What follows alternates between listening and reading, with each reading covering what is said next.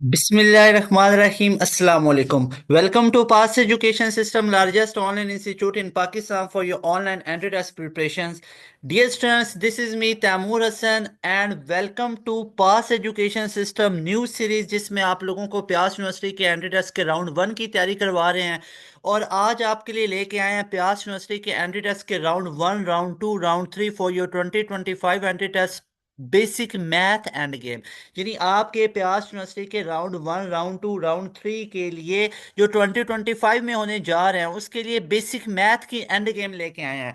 अब याद रहे कि ये जो बेसिक मैथ है ये एडवांस मैथ के अलावा है। इस बेसिक मैथ को कवर करना क्यों ज़रूरी है? उन स्टूडेंट्स के लिए कवर करना ज़रूरी है जिनका मेडिकल बैकग्राउंड है और वो प्यास यूनिवर्सिटी के अंदर उन्होंने अप्लाई कर रखा है। तो उनके लिए ये वीडियो बहुत ज़्यादा रिकमेंडेड है, उनके लिए ये वीडियो बहुत ज़्यादा इंपॉर्टेंट है, क्योंकि आपके प्यास यूनिवर्सिटी के टेस्ट के अंदर 30 एमसीक्यूज आएंगे जिनको आप लोगों को लाजमी तौर पे अटेम्प्ट करना है, कंपलसरी है।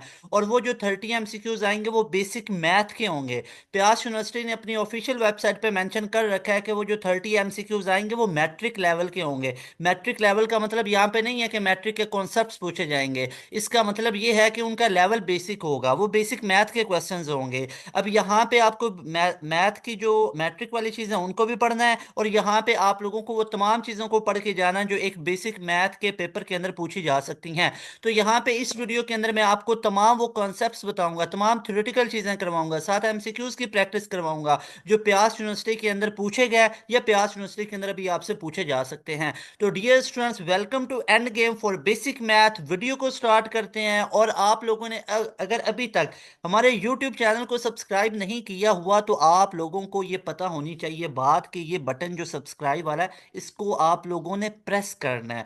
इसको आप लोगों ने भी वीडियो को पॉज करना है, जाएं सब्सक्राइब के बटन को प्रेस करें और आपके पास जितनी आईडीज हैं सबसे आप लोग सब्सक्राइब करें, अपने फ्रेंड्स के साथ शेयर करें, अपने पापा, अपने मामा, उन सब के मोबाइल फोन से लेके इसको सब्सक्राइब करें। आप लोगों के लिए ये तमाम चीजें लेके आते हैं, सब्सक्राइब क्यों नहीं करते हो आप लोग? तो लाजमी तौर पे सब्सक्राइब करो। और इस वीडियो को हम स्टार्ट कर लेते हैं। ये किसके लिए वीडियो है? ये उन स्टूडेंट्स के लिए जिनका मेडिकल बैकग्राउंड है, प्री मेडिकल बैकग्राउंड के जो स्टूडेंट है उनके लिए ये वीडियो है। ठीक है, एक दफा मुझे ना सब्सक्राइब करके अपने नाम के साथ लिखें, नाम के साथ लिख के मुझे मैसेज करके बताएं कि सर आई हैव सब्सक्राइब कर लिया। और व्हाट्सएप चैनल, व्हाट्सएप आप लोग कितना यूज करते हो, फजूल में लगे रहते हो यूज करना। तो आपको एक मैं काम की चीज बताता हूँ, हमारा व्हाट्सएप चैनल का लिंक है नीचे वीडियो डिस्क्रिप्शन में, जाओ उसको जाके भी फॉलो करो। उसमें नई नई चीजें तुम्हें पता चलेंगी। जो ऐसे इधर उधर दोस्तों से पूछ रहे होते हो ना कि भाई उसका एंटी टेस्ट आया तो मुझे बता देना, तो इधर उधर से पूछने की जरूरत नहीं पड़ेगी। जाओ हमारे व्हाट्सएप चैनल के अंदर, उधर अपडेट्स आ जाएंगे, उधर से आपको ऑथेंटिक चीजें पता चलेगी। अनाउंसमेंट सुन लो जी। अगर आप लोगों ने प्यास यूनिवर्सिटी का राउंड 1, राउंड 2, राउंड 3 तैयार करना है तो हमारी ये वीडियो जो आप लोगों के लिए लेके आई हैं, इन तमाम एंड गेम्स को आप लोगों ने अच्छे तरीके से सुनना है। इंग्लिश की एंड गेम लेके आए आप लोगों के लिए, उसके बाद केमिस्ट्री की एंड गेम लेके आए, उसके बाद ये बेसिक मैथ किया, फिर मैथ किया, फिर फिजिक्स की। इन तमाम एंड गेम्स को लाजमी तौर पे सुनना है। अगर आप लोगों ने प्यास यूनिवर्सिटी का राउंड 1 ऐसे ही दे दिया था, एवं ही दे दिया था, मतलब बगैर तैयारी के दे दिया था, कोई बात नहीं, कोई बात नहीं, लेट इट गो। अब आप लोगों ने प्यास के राउंड 2 में बड़ा सीरियस होके जाना है भाई। राउंड 2 और 3 बहुत सीरियस होके देना है, बार बार चांस नहीं मिलेंगे।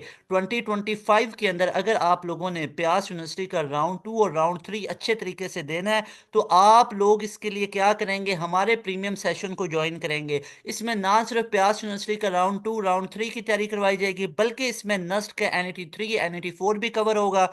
मोस्ट इंपॉर्टेंट, इसमें यूईटी का ई कैट राउंड 1 और राउंड 2 इसका तैयार करवाया जाएगा। इसमें डियर स्टूडेंट्स आपको जीके यूनिवर्सिटी के एंट्री टेस्ट की तैयारी करवाई जाएगी, फास्ट यूनिवर्सिटी के एंट्री टेस्ट की तैयारी करवाई जाएगी, इसके अंदर एनटीएस नेट की तैयारी करवाई जाएगी, COMSATS, ITU, Punjab university, air, Bahria university या आईबीए का राउंड 2 तैयार करवाया जाएगा। इसमें आप लोगों को आईबीए का, आप लोगों ने अगर अकाउंटिंग एंड फाइनेंस में अप्लाई किया हो, बीएससीएस में, बीएस मैथ के अंदर अप्लाई किया हुआ है, तो तमाम राउंड्स के, तमाम डिसिप्लिन के एंट्री टेस्ट की तैयारी आप लोगों को 100% करवाई जाएगी। Mehran university of engineering and technology की तैयारी करना चाहते हैं, अगर आप एनईडी यूईटी की तैयारी करना चाहते हैं, लम्स की, यूसैट की और बाकी जितनी यूनिवर्सिटीज आ जाती हैं, तो उसके लिए आप लोगों के लिए एक प्रीमियम सेशन डिज़ाइन किया हुआ है। हमारा पास एजुकेशन सिस्टम का प्रीमियम डिज़ाइन जो सेशन है वो आप लोगों के लिए डिज़ाइन किया गया है। इसको आप ज्वाइन कर सकते हो इस नंबर पे कांटेक्ट करके। इस नंबर को अभी आप लोग नोट करेंगे, वीडियो को पॉज करके इस नंबर का स्क्रीनशॉट लेंगे और इस नंबर पे व्हाट्सएप करेंगे, अपनी पूरी तसल्ली करेंगे, कंफर्मेशन के बाद हमारे सेशन में आए।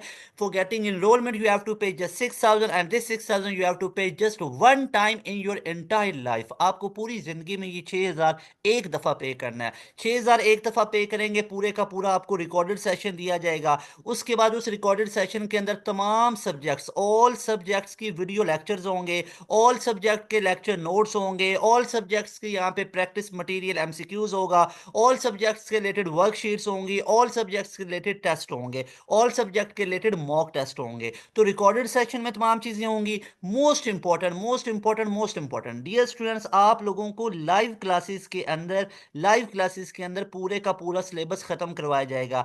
1 से 1.5 से 2 महीने के अंदर, 2 महीने में पूरा सिलेबस आपको लाइव क्लासेस में खत्म करवा दिया जाएगा। उसके बाद मल्टीपल टाइम लाइव क्लासेस के अंदर उसकी रिवीजन करवाई जाएगी। फिर लाइव क्लासेस में आप लोगों को ओरिजिनल पास पेपर, नस्ट का दे रहे हो एंटी टेस्ट, तो नस्ट के ओरिजिनल पास पेपर लाइव क्लास में कवर करवाए जाएंगे, लाइव क्लास में उसका सोल्यूशन करवाया जाएगा। अगर आप लोग प्यास यूनिवर्सिटी का एंटी टेस्ट दे रहे हो तो प्यास यूनिवर्सिटी के ओरिजिनल पास पेपर के एमसीक्यूज लाइव क्लास में करवाए जाएंगे। कोई पुरानी पड़ी हुई वीडियो उठा के नहीं दे दी जाएगी, ना ही कोई ऐसे पीडीएफ पकड़ा दी जाएगी। भाई लाइव क्लास में लाइव चल रही होगी, ऐसे वन ऑन वन ऐसे इंटरेक्शन होगा स्टूडेंट्स के साथ टीचर का। वो आप लोगों को बैठ के पढ़ाएगा बंदा, एक्सपर्ट बंदा पढ़ाएगा, एक्सपर्ट बंदा जिसने पूरी जिंदगी में चने नहीं बेचे होंगे, उसने एंटी टेस्ट की तैयारी करवाई होगी। तो ऐसा बंदा आप लोगों को पढ़ाएगा, एंटी टेस्ट की तैयारी करवाएगा और उसके बाद आप लोगों के रिजल्ट्स बहुत टॉप ऑफ द लाइन आएंगे।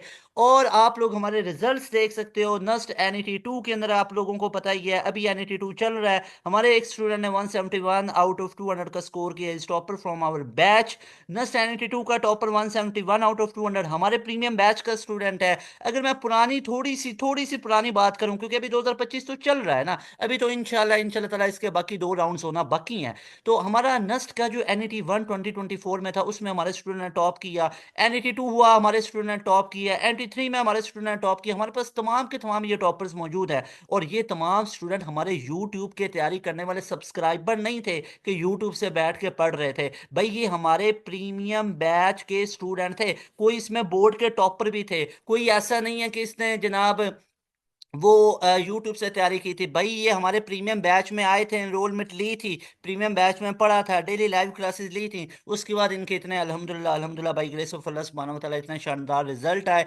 नस्ट के अंदर हमारे 1,000 से ज़्यादा स्टूडेंट बैठे हुए हैं। नस्ट के अंदर अगर आपका जाना हो तो आप लोग जाएं, उधर पूछें। सबसे ज़्यादा आप लोगों को पासियंस नज़र आएंगे। आप यूईटी में जाएं, आपको 1,400 से ज़्यादा स्टूडेंट सिर्फ साल 2024 के अंदर नज़र आएंगे। आप लोगों को यूईटी के अंदर फर्स्ट मेरिट लिस्ट के अंदर सबसे ज्यादा स्टूडेंट लेने जो सिलेक्ट हुए थे वो पास एजुकेशन सिस्टम के नजर आएंगे। पहली मेरिट लिस्ट के अंदर एनटीएस नेट में हर महीने हो रहे होते हैं, उसमें हमारे स्टूडेंट टॉपर निकल रहे होते हैं। प्यास में 234 के करीब हमारे स्टूडेंट का सिलेक्शन हुआ है। तो ये तमाम रिजल्ट्स हैं अल्हम्दुलिल्लाह अल्हम्दुलिल्लाह पास एजुकेशन सिस्टम के। चेक कर सकते हो, प्यास यूनिवर्सिटी के अंदर 234 साल 2024 के अंदर हमारे स्टूडेंट ने सिलेक्शन लिया। तो अगर आप लोग भी इन तमाम स्टूडेंट्स के अंदर टॉप ऑफ द लाइन आना चाहते हैं, इन तमाम स्टूडेंट्स के साथ अपना नाम भी रखना चाहते हैं, तो आप लोगों के लिए ये प्रीमियम सेशन वेट कर रहा है। आप लोग लाजमी लाजमी हमारा प्रीमियम सेशन को ज्वाइन कर सकते हो। ये नंबर को नोट कर लो, ये नंबर बहुत इंपॉर्टेंट है आप लोगों के लिए। 0304066600 इस नंबर पे कांटेक्ट कीजिए। आप लोग हमारे सेशन में आ जाओ, आप लोगों की तैयारी बड़ी लेवल की हो जाएगी। आ जाओ, आप लोगों का टेस्ट आ रहा है 23 फेब को, आप लोगों का टेस्ट आए, जरा टेस्ट की तैयारी कर लेते हैं। अच्छा जी, सबसे पहले मैं आप लोगों को बता देता हूँ आप लोगों के ऑल टॉपिक्स कौन कौन से हैं बेसिक मैथ के। यहाँ पे मैं एक आधे बच्चे के रिव्यूज नहीं उठा के डाल रहा हूँ कि एक बच्चे को सामने ला के खड़ा कर दो, जी बोलो बेटा आपके पेपर में क्या क्या आया था, जी मेरे पेपर में ये आया था, वो आया था, ये आया था। वो बच्चे ने बोला, अब जितने हजारों लोगों ने उसको सुना, अब वो उस बच्चे की बात को फॉलो करेंगे। अब वो बात को फॉलो करना मैं गलत इसलिए नहीं बोल रहा हूँ, वो बात बिल्कुल ठीक है, लेकिन उसको मैं बोलूंगा वो बात आप लोगों की सिर्फ 5% तक वैलिड है। भाई व्हाट अबाउट अदर ओपिनियंस ना। उस बच्चे ने टेस्ट क्या 2015 में भी दिया था, 16 में भी दिया था, 17 में, 18, 19, 20, 21, क्या सारे सालों में उस बच्चे ने पेपर दिया था? भाई उस बच्चे ने हो सकता है 2015 का पेपर दिया हो सकता है उसने अपना 2020 का पेपर दिया हो, मतलब एक साल में उसने पेपर दिया था ना। तो उस एक साल के रिव्यूज को आप अभी 2025 पे अप्लाई नहीं कर सकते हो। मेरा ये मानना है कि भाई हम यहाँ पे रिव्यूज देखेंगे, तमाम टॉपिक्स को देखेंगे जो पूरे 10 साल की हिस्ट्री में आए हुए हैं, 5 साल की हिस्ट्री में आए हुए हैं, मैं वो आपसे डिस्कस करूंगा, कोई एक आधा रिव्यू उठा के नहीं डालूंगा। अब देखो भाई, ऑल टॉपिक्स मैट्रिक लेवल के कौन कौन से हैं। सबसे ज्यादा जो आप लोगों के क्वेश्चंस आते हैं बेसिक मैथ के, जो प्री मेडिकल के स्टूडेंट हो, अगर आप लोग प्री मेडिकल बैकग्राउंड के स्टूडेंट हो तो आपके पेपर में बेसिक मैथ का पोर्शन आएगा। और वो एमसीक्यूज कहाँ कहाँ से आएंगे, सुनो। सबसे पहले लॉग के क्वेश्चन, लॉगरिथम के क्वेश्चन आप लोगों के भर भर के आएंगे। लॉगरिथम के क्वेश्चन तमाम अच्छे तरीके से कर लो। उसके बाद ज्योमेट्री के क्वेश्चन आप लोगों के बहुत ज़्यादा आएंगे। ज्योमेट्री के अंदर आप लोगों का सर्कल कवर होना चाहिए, आप लोगों का स्फीयर कवर होना चाहिए, आप लोगों के पास क्यूब कवर होना चाहिए। जितनी शेप्स हैं वो तमाम की तमाम शेप्स ज्योमेट्री की कवर होनी चाहिए। उसके बाद ट्रिग्नोमेट्री के क्वेश्चंस आप लोगों के भर भर के पूछे जाएंगे। यहाँ पे अगर मैं रफली बताऊँ ना, मैं आपको बताऊंगा, इनके स्टैट्स भी बताऊंगा, सुनते जाओ। उसके बाद आप लोगों के सीक्वेंस एंड सीरीज के क्वेश्चन आएंगे, लेकिन कोई इतने एडवांस लेवल को वो सीक्वेंस और सीरीज के क्वेश्चन नहीं होंगे। उसके बाद आपके पास अलजेब्रा भर भर के पूछा जाएगा, अलजेब्रा के बड़े क्वेश्चंस आएंगे। उसके बाद आप लोगों के पास सेट्स एंड फंक्शंस के क्वेश्चंस आएंगे। तो यहाँ पे अगर मैं आप लोगों को बताऊं ना, लॉग के क्वेश्चन ऑलमोस्ट आप लोगों के 5 से 6 लॉग के क्वेश्चंस आएंगे। ज्योमेट्री के क्वेश्चंस आप लोगों के 6 से 7 तक क्वेश्चंस आएंगे। अलजबरा के आप लोगों के 8 से 9 तक क्वेश्चंस आएंगे। सीक्वेंस सीरीज के 2 से 3 आएंगे। ज्योमेट्री के आप लोगों के 6 से 7 तक क्वेश्चंस आएंगे। तो ऑलमोस्ट आप लोगों का जो मेजर पोर्शन है वो लॉगरिथम के अंदर कवर होता है, ज्योमेट्री के अंदर कवर होता है, ट्रिग्नोमेट्री के अंदर कवर होता है, अलजबरा के अंदर कवर होता है। तो भाईजान ये 4 टॉपिक्स पे तो बिल्कुल कंप्रोमाइज नहीं करना है। कौन कौन से 4 टॉपिक्स हैं भाई? आप लोगों के पास अलजबरा, अलजबरा मेरी बात ध्यान से सुनो, अलजबरा। उसके बाद आपके पास ज्योमेट्री, ज्योमेट्री है। उसके बाद ट्रिग्नोमेट्री है। और उसके बाद आप लोगों के पास लॉगरिथम है। तो ये तमाम के तमाम 4 टॉपिक्स तो मोस्ट इंपॉर्टेंट है। ये मोस्ट इंपॉर्टेंट क्यों लिखा? क्योंकि जिस भी साल की बात करोगे उस साल में इन 4 टॉपिक से भर भर के क्वेश्चंस आए।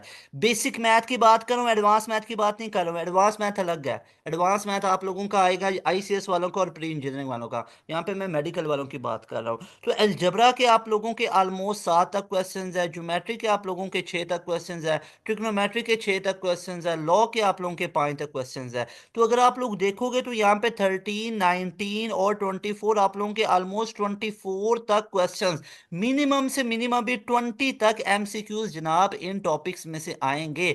और उसके बाद जो आप लोगों के बकाया जो 10 एमसीक्यूज बचते हैं वो किस किस में से आएंगे? वो आप लोगों के टॉपिक्स जो है मोस्ट इंपॉर्टेंट 10 एमसीक्यूज, वो किधर किधर से आएंगे? वो हमारे पास आएंगे, सेट्स एंड फंक्शन है, सेट्स एंड फंक्शन है, वहां से पूछे जाएंगे आप लोगों के। उसके बाद परसेंटेज के रिलेटेड क्वेश्चंस पूछे जाएंगे, परसेंटेजेस के रिलेटेड। अब ये भी हो सकता है कई पेपर के अंदर ना, कई ऐसा भी होता है परसेंटेजेस के ज़्यादा आ जाए, लॉग के कम आ जाए। उसके बाद आप लोगों के जो बेसिक स्टैट्स हैं, स्टैट्स मतलब मीन और मीडियन और मॉड है, उसके क्वेश्चंस आएंगे। मैट्रिसेस वाले आप लोगों के क्वेश्चंस पूछे जाएंगे। इसके अलावा आप लोगों के पास यहाँ पे जो वो आ जाता है, हमारे पास वो चैप्टर है कम्बिनेशन परमुटेशन वाला, एनसीआर एनपीआर, वहां से क्वेश्चन एक आधा पूछा जा सकता है। तो इस तरह के आप लोगों के बाकी के 10 एमसीक्यूज आ जाते हैं। अब हम स्टार्ट करते हैं वीडियो को बाकायदा तौर पे। और यहाँ पे मैं ऐसा नहीं कि आप लोगों को मैं 40 से 50 एमसीक्यूज करवा दूं, उनमें से बिल्कुल भी रिपीट नहीं होंगे।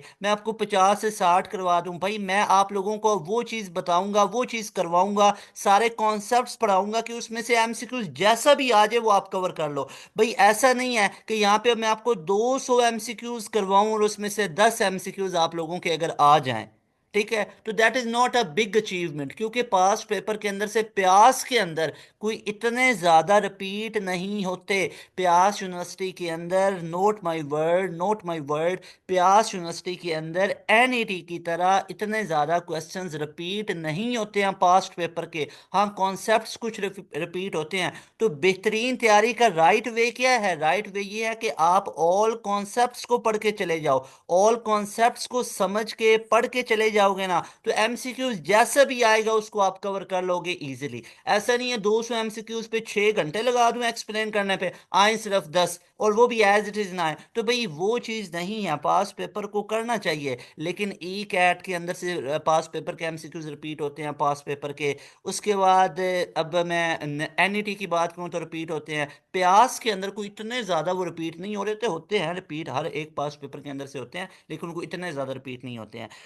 तो भाई यहाँ पे बात कर लेते हैं ज्योमेट्री को। ये नोट्स वगैरह को आप लोग साथ साथ पढ़ते जाएं, देखते जाएं, एक एक चीज को हम डिटेल में एक्सप्लेन करते जाते हैं। यहाँ पे सबसे पहले हमारे पास आ जाता है ज्योमेट्री। अब हमारे पास ज्योमेट्री 3 तरह की होती है, अगर नहीं पता सुन लो। एक होती है प्लेन ज्योमेट्री, एक होती है सॉलिड ज्योमेट्री, एक होती है कोऑर्डिनेट ज्योमेट्री। याद रख लो, जो हमारे पास होती है प्लेन ज्योमेट्री, प्लेन ज्योमेट्री होती है 2D, deal with shapes like triangle, circle और पॉलीगॉन्स। ठीक है। जो सॉलिड होती है, सॉलिड के अंदर क्यूब्स आ जाते हैं, स्फीयर्स आ जाते हैं, सिलेंडर्स आ जाते हैं। कोऑर्डिनेट ज्योमेट्री के अंदर हम क्या करते हैं, यहाँ पे फिगर्स आ जाती हैं, इक्वेशंस, लाइंस वगैरह, पॉइंट्स वगैरह वो आ जाते हैं।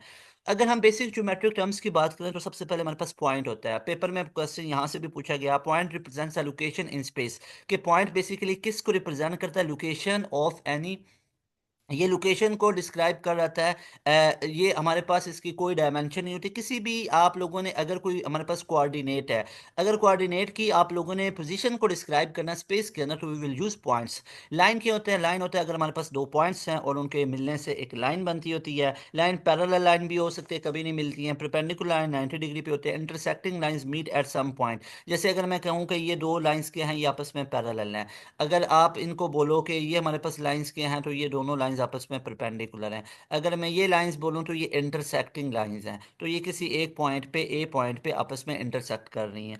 उसके बाद प्लेन आ जाता है। Plane is a flat space surface है, extending infinitely in all direction. Plane कोई भी एक फ्लैट सरफेस हो सकती है, इनफाइनाइटली स्प्रेड हुई होती है। ठीक है, सारी डायरेक्शन में फैली होती है, इस डायरेक्शन में भी फैली हुई है, इस डायरेक्शन में भी फैली हुई है, इस डायरेक्शन में भी फैली हुई है। मोस्ट इंपॉर्टेंट ये स्टूडेंट्स, यहाँ से प्यास के अंदर आप लोगों के क्वेश्चन पूछेंगे। मैं बार बार बता रहा हूँ, ये एडवांस मैथ नहीं है। ये आईसीएस वालों के लिए, इंजीनियरिंग वालों के लिए एडवांस मैथ वाला वो वाला टॉपिक नहीं है, ये मेडिकल वाले बच्चों के लिए। हाँ, क्या सर आईसीएस और प्री इंजीनियरिंग वाले भी सुन सकते हैं? 100% सुनो, क्योंकि आप लोगों के भी कॉन्सेप्ट्स और तगड़े हो जाएंगे। ठीक है ना।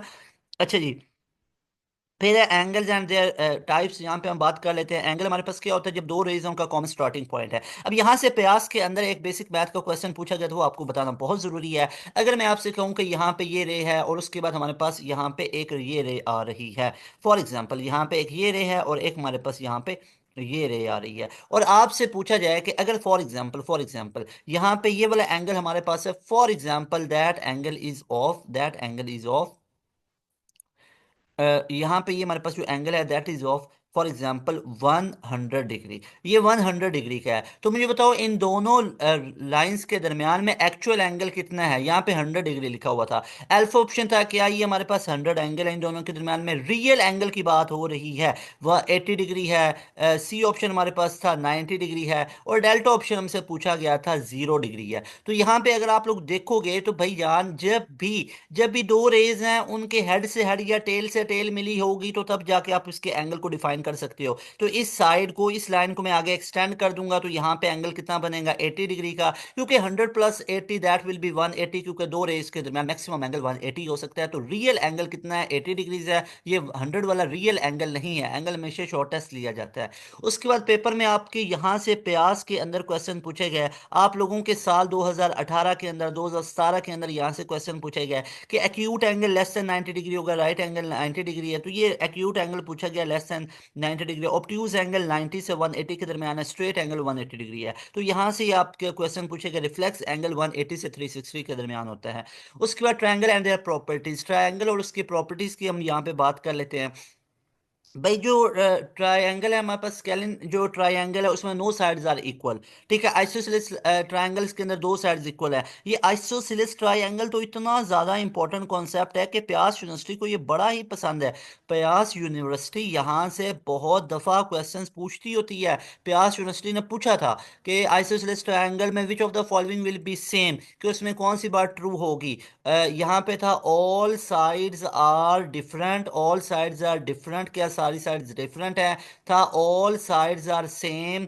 फिर था हमारे पास टू साइड्स आर सेम, दो साइड सेम है, फिर था टू साइड्स आर डिफरेंट। भाई दो साइड डिफरेंट कैसे होंगी, दो साइड सिर्फ सेम हो सकती हैं आइसोसेलेस के अंदर। इक्विलेटरल के अंदर all three sides are equal. और राइट एंगल ट्रायंगल में एक एंगल 90 डिग्री का, दोनों 45 45 के, तो टोटल एंगल का सम 180 डिग्री।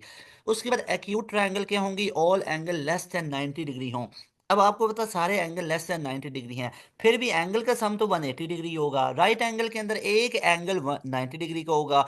ऑब्ट्यूज ट्रायंगल के अंदर, यहां से भी क्वेश्चन प्यास के अंदर पूछा गया था, ऑब्ट्यूज ट्रायंगल में एक एंगल कितना होगा, ग्रेटर देन 90 डिग्री होगा। ठीक है। और उसके बाद हमारे पास पाइथागोरस थ्योरम है, ये बहुत ही ज्यादा इंपॉर्टेंट है। प्यास के अंदर आप लोगों के एडवांस मैथ के अंदर भी यहां से क्वेश्चन आया हुआ है, यानी एडवांस मैथ के अंदर भी आया हुआ, और बेसिक मैथ के अंदर भी यहां से क्वेश्चन आया हुआ है। और ये क्वेश्चन आप लोगों का ऑलमोस्ट 4 से 5 दफा रिपीट हुआ हुआ है। अब अच्छा, क्वेश्चन कैसे आता था, आपके पास साइड्स गिवन है, फॉर एग्जांपल 3 4 और 5। एक ट्रायंगल की साइड्स 3 4 5 है, तो आप लोगों ने चेक करना है कि ये हमारे पास स्केलिन ट्रायंगल है, आइसोसेलेस है, इक्विलेटरल है, ये राइट एंगल ट्रायंगल है। तो आप लोग यहाँ पे अप्लाई करेंगे जनाब, यहाँ पे आप लोग पाइथागोरियन थ्योरम को अप्लाई करेंगे, तो आप लोग देखेंगे 5 का स्क्वायर इक्वल टू 3 का स्क्वायर प्लस 4 के स्क्वायर के इक्वल आ रहा है। तो यहाँ पे अगर आप लोग देखोगे, यहाँ पे पाइथागोरस थ्योरम को आप लोगों ने अप्लाई करना है। तो यहाँ पे अगर आप लोग देखोगे, तो क्या ये वाली दोनों चीजें इस 5 के इक्वल आएंगी, तो यहाँ पे चेक कर लेते हैं। 3 का स्क्वायर प्लस 4 का square, 9 + 16 that will be 25, 25 square root that will be equal to 5, तो जो कि हमारे पास इस तीसरी साइड के इक्वल आ रहा है। तो ये हमारे पास पाइथागोरस थ्योरम होता है, c square equal to a square plus b square, जिससे हमें पता चलता है कि ये राइट एंगल ट्रायंगल है या नहीं है। तो yes, that is a right angle triangle. ये रट लो, 3 4 5, 3 4 5। तो ये तमाम की तमाम साइड्स बेसिकली किसको बताती हैं, राइट एंगल ट्रायंगल को बताती हैं। उसके बाद यहाँ पे रेक्टेंगल क्या होता है, ऑपोजिट साइड। देखो आपके लिए तमाम चीजें आसान कर दी हुई हैं, अल्लाह के बंदो, आप लोगों को परेशान होने की जरूरत नहीं है। तमाम चीजें जो इधर से पढ़ो उधर से पढ़ो, यहाँ से खपो वहां से खपो, खप खप के पढ़ते हो, पता ही नहीं चलता कि सर हम तो खप गए हैं, अब तो पढ़ने का दिल नहीं है, बच्चा उकता जाता है। तो आपके लिए तमाम नोट्स लेके आए हुए हैं ना, चेक करो तमाम नोट्स, बस इनको नोट करते जाओ, तगड़ा याद करते जाओ, ये चीजें आप लोगों की बेसिक मैथ में पूछी जाएंगी। रेक्टेंगल में opposite sides are equal, angle 90 degrees के होंगे। उसके बाद आप लोगों को याद रखना है जनाब, स्क्वायर के अंदर ऑल साइड्स इक्वल होंगी, एंगल 90 डिग्री के होंगे। पैरालेलोग्राम, रोम्बस और ट्रापीजियम, ये तीनों बड़े इंपॉर्टेंट है, यहाँ से प्यास ने भर भर के क्वेश्चन पूछे जनाब, यहाँ से बड़े क्वेश्चन पूछे गए। पैरेललोग्राम में opposite sides are equal and parallel. ठीक है, पैरेललोग्राम के अंदर, ठीक है, क्या होता है, ऑपोजिट साइड्स आर, थोड़ा सा रेक्टेंगल को टिल्ट कर दो। अच्छा, रोम्बस से all sides are equal, opposite angles are equal. Trapezium के अंदर one pair of opposite side is equal, one pair जो ऑपोजिट साइड्स को होता है वो बस पैरेलल होता है। उसके बाद सर्कल एंड देयर प्रॉपर्टीज, आज जो आप शेप्स की बात कर लेते हैं यहाँ पे, ठीक है, शेप्स की बात कर लेते हैं। तो इंपॉर्टेंट टर्म्स कौन कौन से है, radius, you know very well, radius के और डायमीटर के बड़े क्वेश्चंस पूछे जाते हैं।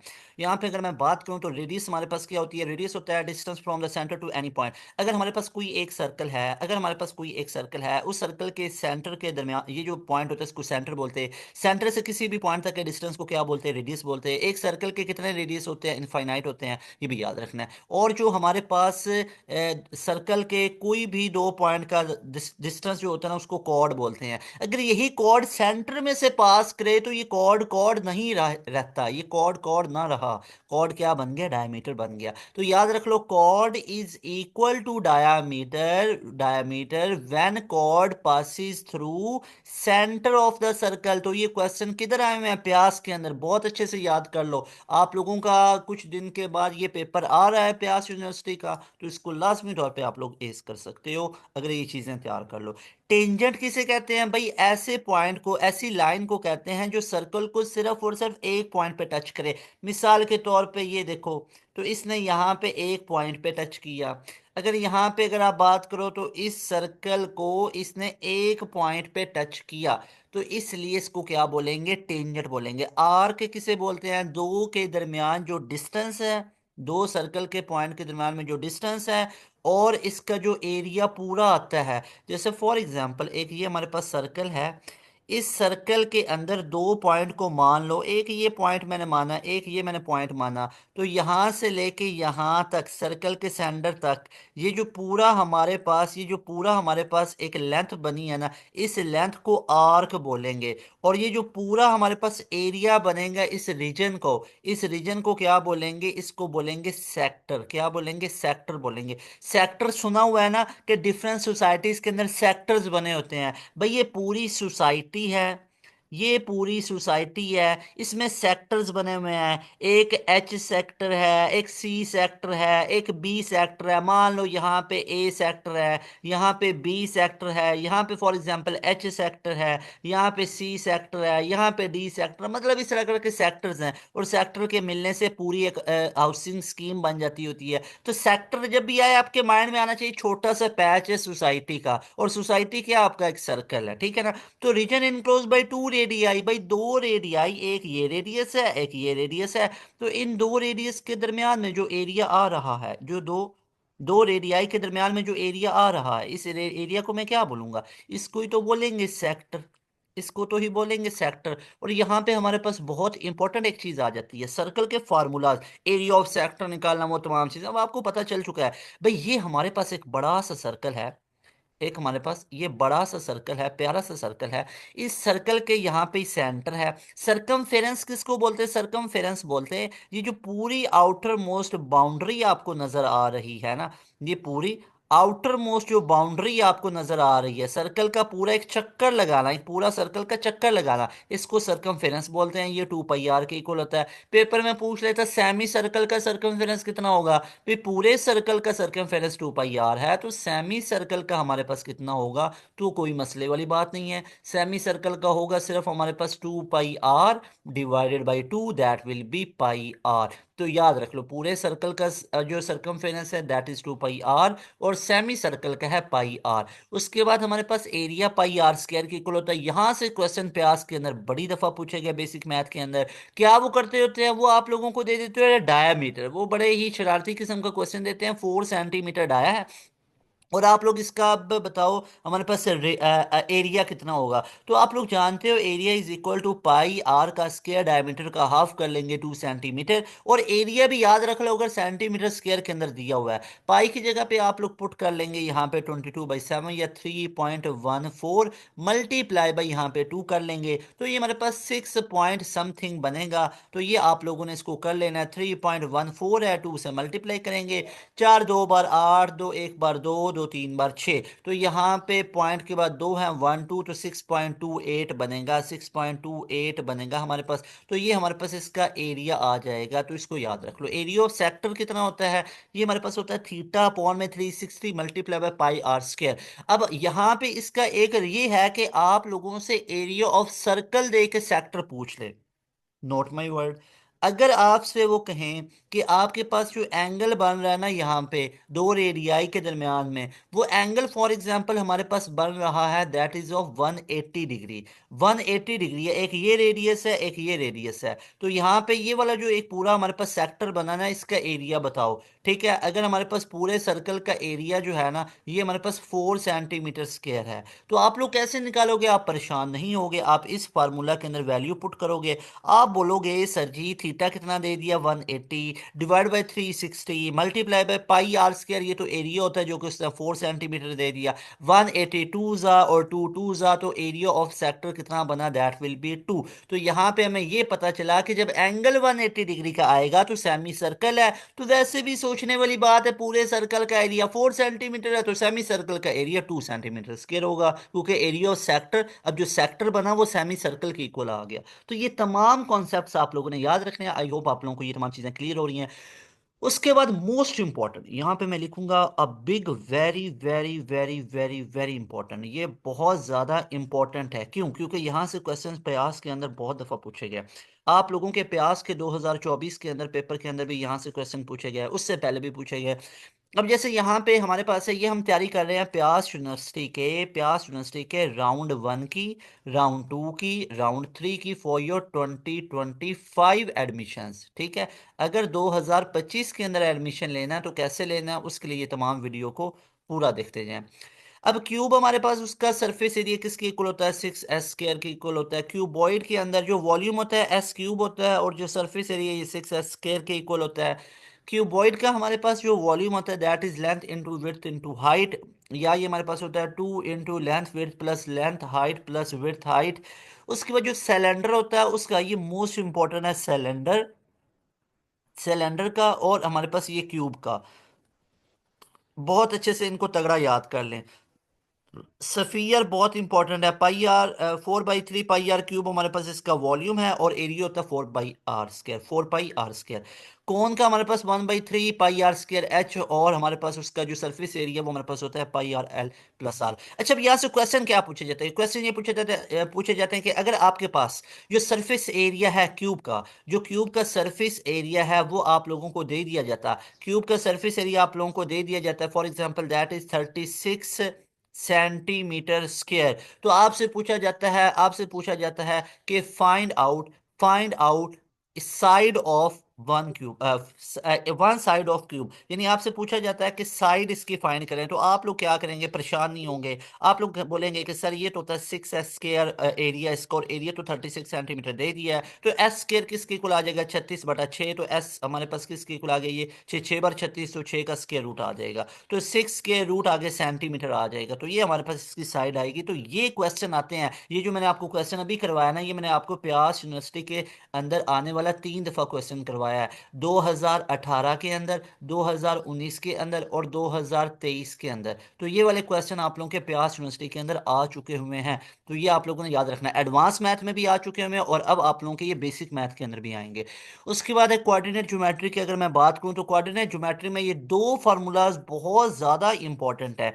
एक आपके पास डिस्टेंस फार्मूला है, जिसको मैं ऐसे भी लिख सकता हूं, x1 - x2 whole square plus y1 - y2 whole square. या आप इसको लिख सकते हैं x2 - x1 को whole square plus y2 - y1 को होल स्क्वायर। ऐसा नहीं कर सकते कि इधर x1 - x2 का होल स्क्वायर और आगे y2 - y1। भाई अगर आपने 1 - 2 किया तो इधर भी 1 - 2 करना है, अगर 2 - 1 किया तो आगे भी 2 - 1 करना है। देखें, चेक करें, इधर 2 - 1 है, इधर भी 2 - 1 है, इधर x1 - x2 है, इधर भी y1 - y2 है। तो ये दोनों फार्मूलाज आप लोगों के राइट है। उसके बाद मिड पॉइंट फार्मूला क्या होगा? अगर दो पॉइंट्स गिवन है, उनके दरम्यान में मिड पॉइंट को निकालना है। मान लो मैं आपसे कहता हूँ आपके पास एक पॉइंट है 2 4, आपके पास एक पॉइंट है 3 6, तो मैं आपसे कहता हूँ जनाब इनके दरम्यान में मुझे मिड पॉइंट निकाल के दो।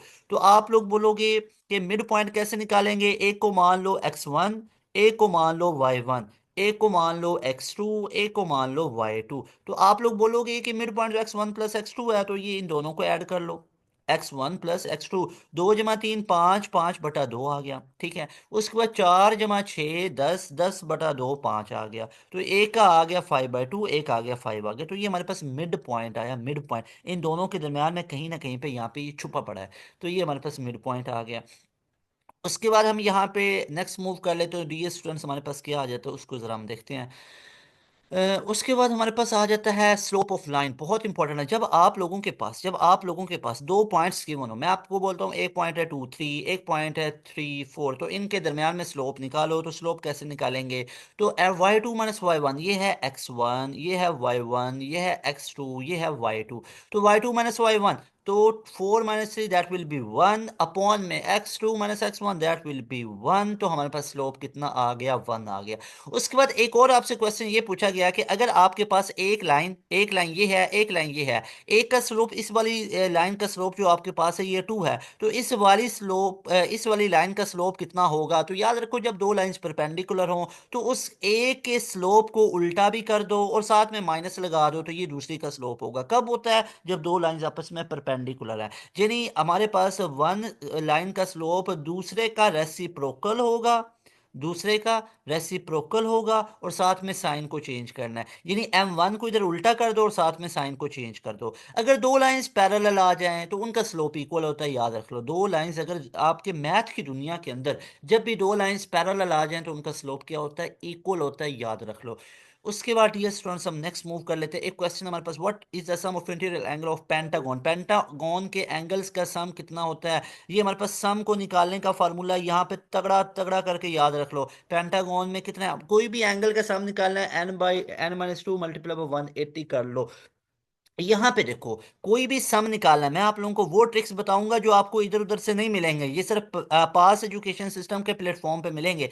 चेक करो, एंगल का सम निकालना है तो n - 2 इंटू 180 कर लो। तो अगर मैं ट्राइंगल के एंगल का सम निकालना चाहता हूँ, ट्राइंगल में कितनी साइड्स होती हैं? तीन होती हैं। 3 - 2 मल्टीप्लाई बाय 180, तो सम कितना आ गया? 3 - 2 1 1 into 180 that will be 180। Bro what's up? Full clear हुआ या नहीं हुआ? Sum will be equal to 180 degrees. तो ट्रायंगल का सम मेरे भाई मेरी बहन कितना निकल आया, 180 डिग्रीज का निकल आया। पेंटागोन में कितनी साइड्स होती हैं, 5 होती है, तो एन की जगह पे 5 पुट कर दीजिए। एन की जगह पे 5 पुट कर दीजिए। पुट कर दिया, ठीक है, बिल्कुल इजी हो जाओ, रिलैक्स हो जाओ, ये मत सोचो कल पेपर है, परसों है, 3 दिन बाद है। जब भी पेपर है प्यास यूनिवर्सिटी के एक दफा छोड़ के ये लेक्चर पूरा सुनते जाओ, ये लेक्चर आपको बहुत फायदा देगा। प्यास यूनिवर्सिटी का टेस्ट है ना, चलो चलो बाद में दे लेंगे, कोई मसले की बात नहीं है, ये लेक्चर पूरा सुनते जाओ, ठीक है। बाद में क्यों देंगे सर जी, हमने तो अप्लाई कर रखा है, हम तो जाएंगे, दे दे इंशाल्लाह बहुत अच्छा पेपर होगा। आके बताना कितने कितने आप लोगों के एमसीक्यूज ठीक हुए हैं, कैसे हुए हैं, ठीक है। वो नंबर जो ऊपर बताया था ना उस पर लाजमी बताइएगा, ठीक है। n-2 मल्टीप्लाई बाय 180 डिग्रीज है, तो n की जगह पे मैंने 5 पुट कर दिया। -2 3 3 मल्टीप्लाई बाय 180। एक दफ़ा मैं तसल्ली कर लूँ, मैं इस कैलकुलेशन पे रिलाई नहीं कर सकता। 0 24 4 2 3 1 बार 2 और 540 डिग्री बनता है, बिल्कुल ठीक है। तो 540 डिग्रीज होता है, रट के रख लो, रट के रख लो, पेंटागन के एंगल्स का सम 540 डिग्री होता है। बच्चों को ये फार्मूला कौन बताएगा, पास एजुकेशन सिस्टम वाले बताएंगे, ठीक है। नीचे लिखो पास एजुकेशन सिस्टम वाले बताएंगे ये वाला फार्मूला, ठीक है ना। तो ऐसे थोड़ी ना पता चलेगा, प्यास के अंदर ये क्वेश्चन पूछ देता है, बच्चा परेशान हो जाता है। अब देखो एरिया ऑफ ट्रायंगल है, ये तो आप लोग जानते हो भाई, एरिया ऑफ ट्रायंगल। अब ये ना बोलना कि ये भी नहीं पता था, बेस इंटू हाइट होता है, 1/2 बेस इंटू हाइट। तो बेस कितना दे दिया हुआ है, 10 सेंटीमीटर, हाइट कितना दे दिया, 8, 2 5 बार 10, 5 8 बार 40। साइड क्या है, सेंटीमीटर, सेंटीमीटर में तो एरिया सेंटीमीटर स्क्वायर में निकल आएगा। अगर मीटर में होता ना तो सेंटीमीटर को मीटर में भेज रहे हो, छोटा यूनिट बड़े में जाएगा तो डिवाइड होगा, बड़ा यूनिट छोटे में जाएगा तो डायरेक्ट मल्टीप्लाई। लेकिन 100 पे मल्टीप्लाई फिर नहीं होना था, ये तो 100 पे करते तो सेंटीमीटर स्क्वायर तो खाली मीटर में हुआ है, एरिया तो मीटर स्क्वायर होता है, तो मल्टीप्लाई बाय 100, एक और नीचे भी 100 लगाना था, तो तब जाके ये बनना था मीटर स्क्वायर। ओके जी। फिर what is the volume of A sphere with radius 3। अच्छा वॉल्यूम ऑफ स्फीयर बोला ना, तो मेरे माइंड में आया वॉल्यूम ऑफ स्फीयर क्या होता है, 4/3 पाई r क्यूब होता है, ठीक हो गया। 4/3 पाई की जगह पे हम क्या पुट कर सकते हैं, पाई की जगह पे, अच्छा आंसर में पाई पाई नजर आ रहा है तो पाई का वैल्यू नहीं पुट करते हैं। r3 का क्यूब 27 होता है, तो देख लो 4/3 पाई मल्टीप्लाई बाई 27, 3 9 बार 27 होता है ना, 9 4 बार हमारे पास कितना होता है, 27 होता है ना। अच्छा ये हमारे पास कितना निकला है, 27 निकल आया। तो ये देखो हमारे पास 9 बार 27 ही होगा ना, 3 9 बार 27 की जरूरत है सर, क्या हो गया, हाँ 27 ही होता है। और ये हमारे पास कितना बन जाएगा, दैट विल बी यहाँ पे देखो ना, ये 4/3 पाई r क्यूब, आर का क्यूब 3 × 3 × 3, तो ये 3 3 से कैंसिल हो गया, 3 3 बार 9, 9 4 बार 36, तो 36 पाई सेंटीमीटर क्यूब निकलेगा ना। तो राइट ऑप्शन अल्फा ऑप्शन होगा। तो फिर यहाँ पे 108 कैसे लिखा हुआ है, ये मुझे बताओ, 108 कैसे लिखा हुआ, बस मुझे ये बता दो, ये बता दो 108 कैसे आ गया। भाई यहाँ पे दोबारा देखते हैं कोई मिस्टेक तो नहीं कर रहा है, मुझे यकीन नहीं आ रहा कि यकीन नहीं आ रहा है, क्योंकि ये कैलकुलेशन भी ऐसा नहीं हो सकता कि कंपोजर कोई मिस्टेक कर दे, ऐसा नहीं हो सकता। देखो 4/3, पाई की जगह पे मैंने लिख लिया पाई ही, आर क्यूब है तो 3 है ना साइड, तो 3 का क्यूब है, इसको आसान करके लिख लेते हैं, 3 × 3 × 3 × 3। एक 3 3 से कैंसिल है, 3 3 बार कितना होता है, 9, 9 4 बार 36। अब बिल्कुल मुझे यकीन आ गया, 36 पाई सेंटीमीटर क्यूब है, 108 कैसे बनेगा। हाँ 27 को 4 से मल्टीप्लाई कर दो, 4 7 28, 2 4 2 बार 6 और 2 8, ठीक है। 27 को अगर 4 से करें तो ये हमारे पास कितना बनेगा, 7 3 ज़ा 21, 7 4 ज़ा 28, 2 4 2 ज़ा 8, 8 और 10, अच्छा अच्छा 6 थोड़ी ना होता सर, क्या होगा, तो 108 आएगा, ठीक है, 108 आएगा। तो 108, लेकिन ये 3 पे टू डिवाइड भी तो हो रहा है, ये डिवाइड वाला किधर जाएगा, ये मिस्टेक हो गई, मिस्टेक होगी, 36 पाई सेंटीमीटर क्यूब होगा। ओके जी। यहाँ पे मैंने ये करेक्शन करवा दी, आपको करेक्शन करवा दी। अच्छा जी, उसके बाद आगे चलते हैं लॉगरिथम, क्योंकि कोई ये क्वेश्चन होना तो फिर उसको ध्यान से देखना पड़ता है, ध्यान से देखना पड़ता है कैलकुलेशंस को। लॉगरिथम वाला मोस्ट इंपॉर्टेंट आप लोगों का प्यास यूनिवर्सिटी के अंदर most important, one of the favourite topic, इतना फेवरेट टॉपिक उसको लगता है कि बच्चों को लॉगरिथम आता नहीं है। उनको ये नहीं पता कि ये बच्चे पास एजुकेशन सिस्टम के स्टूडेंट हैं, इनको आते हैं लॉगरिथम वाले क्वेश्चन। देखो सारे कॉन्सेप्ट कवर करवाता हूँ, सुनो। भाई लॉगरिथम है क्या, डेफिनेशन क्या है, लॉगरिथम टर्म है is the inverse operation of exponentiation. Exponentiation जो प्रोसेस है ना एक्सपोनेंट में लिखना, उसका रिवर्स प्रोसेस है। मान लो आपके पास यहाँ पे ए सी इक्वल टू बी है, इसको आप लॉग के सेंस में लिखोगे तो एक्सपोनेंट का रिवर्स प्रोसेस ही हुआ ना, ठीक है, इसको बोलते हैं लॉगरिथम। अब भाई हमारा इससे कंसर्न क्या है, मैं सिर्फ आपको एक चीज पढ़ाऊंगा यहाँ पे, मैं आपको ये बताऊंगा अगर कहीं पे लिखा हुआ है मैथ की दुनिया के अंदर log b with base a equal to c है, तो ये जो आपके पास बेस है इस बेस की पावर वो इक्वल टू की दूसरी साइड जो परली साइड पे लिखा हुआ है इसको बेस की पावर बना दो और इक्वल टू यहाँ पे बी लिख दो। तो इसको नहीं बोला, मान लो अगर लिखा हुआ है log X with base two equal to 5 लिखा हुआ है, तो क्या लिखोगे? आपसे अगर मैं कहता हूं फाइंड आउट द एक्स, तो आप करोगे 2 की पावर 5 इक्वल टू एक्स। सही हुआ या नहीं हुआ? सही। अब समझ आ रही, समझ अब मानो ना वो अलग बात है, लेकिन समझ तुम्हें आ गई। ये चेक करो भाई, ए की पावर सी बना दो इक्वल टू बी लिख दो, तो बी की जगह पे एक्स है, इक्वल टू के दूसरी तरफ तो एक्स आ गया। अब ए की पावर सी बनाई है ना, तो 2 की पावर 5 बना दो। अब इसका मतलब है 2 2 ज़ा 4, 4 2 ज़ा 8, 8 2 ज़ा 16, 16 2 ज़ा 32। तो हमारे पास x का वैल्यू कितना आ गया? 32। तो अगर आपसे अब पेपर में पूछे, जो कि उसने पूछा हुआ है प्यास यूनिवर्सिटी के अंदर, कि भाईजान आपके पास लॉग 2x इक्वल टू 5 है, फाइंड आउट x, तो परेशान तो नहीं होगे? अब नहीं होंगे सर, अब नहीं होंगे, अब पता चल गया। आगे चलो जी, आगे। फिर है हमारे पास ए किसे बोलते हैं? ए बोलते हैं base of the logarithm. A को हम बेस ऑफ लॉगरिथम बोलते हैं। And must be positive not equal to zero. भाई बेस कभी भी हमारे पास 1 के इक्वल नहीं होती और ये हमेशा पॉजिटिव होती है। उसके बाद है बी को आर्गुमेंट बोलते हैं ऑफ द लॉगरिथम, ये मस्ट बी पॉजिटिव। सी को हम एक्सपोनेंट ऑफ द रिजल्ट बोलते हैं, लॉगरिथम का रिजल्ट हम बोलते होते हैं। उसके बाद हमारे पास आ जाती हैं प्रॉपर्टीज ऑफ लॉगरिथम। लॉगरिथम की क्या क्या प्रॉपर्टीज होते हैं? भाई लॉगरिथम के यहाँ पे जितने प्रॉपर्टीज आपको नजर आ रही हैं लॉगरिथम के, ये तमाम की तमाम प्रॉपर्टीज पढ़ाता हूँ, सुनते जाओ। अगर तो हमारे पास बेस सेम आ जाए, अगर बेस सेम आ जाए, दो फंक्शन मल्टीप्लाई हो रहे तो उनको ऐड करके लिख सकते हो। देखो दोनों की बेस सेम होनी चाहिए, दोनों की बेस सेम। अगर बेस सेम आ जाए और दो फंक्शन डिवाइड हो रहे हैं तो उनको आप माइनस करके लिख सकते हो, माइनस करके लिख सकते हो। अगर हमारे पास कोई पावर आ जाए, अगर for example log log x की पावर वाई आ जाए, तो ये हमारे पास जो एक्सपोनेंट है ये धर्म से नीचे आएगा, वाई लॉग एक्स। तो ये हमारे पास बनेगा। जैसे एन है तो एन को स्टार्टिंग में लेके आ जाइए, एन को स्टार्टिंग में लेके आ जाइए। एन को मैं स्टार्टिंग पे लेके आ गया तो हमारे पास क्या बना? हमारे पास ये बन गया एन लॉग ए एक्स। भाई एन सिर्फ स्टार्टिंग में आएगा, बाकी कोई चीज स्टार्टिंग में नहीं आएगी, बाकी एज इट इज रिटेन रहेगा। उसके बाद हमारे पास नेक्स्ट क्वेश्चन है, ये बाकी एज इट इज रिटेन रहा। उसके बाद हमारे पास नेक्स्ट टॉपिक जो आ जाता है दैट इज जनरल या change of base formula. Base formula को चेंज करना, ये आप लोगों के प्रयास के अंदर इतना यूज नहीं होता, लेकिन यहाँ पे लिख दिया ताकि आप लोगों को इसका भी पता चल जाए। Log a into b equal to log c b divide by c a लिखा जा सकता है। फिर लॉग, ये मोस्ट इंपॉर्टेंट जो आप लोगों के पेपर में बड़ी दफा आया हुआ, बड़ी दफा आया हुआ, यहाँ पे सुनो भाई, याद रख लो, जो कॉमन लॉगरिथम है उसकी बेस क्या होगी? 10 होगी। भाई कॉमन लॉगरिथम की बेस कितनी होगी? फिर ना कहना सर बताया नहीं था, कॉमन लॉगरिथम की बेस 10 थी।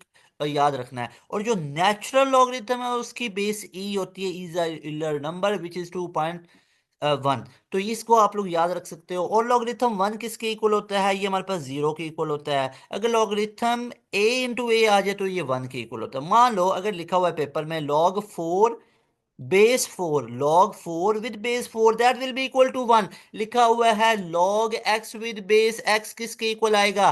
तो यहां पे याद रखो हमारे पास कांस्टेंट होना चाहिए, तो होना चाहिए log 10 विद बेस 10 कितना? 1। log 5 with base 5 that will be equal to 1। तो इसको रट्टा लगा लो, याद रख लो, अच्छे तरीके से समझा दिया है कि जब कांस्टेंट की बेस कांस्टेंट ही आ जाए तो ये 1 के इक्वल है।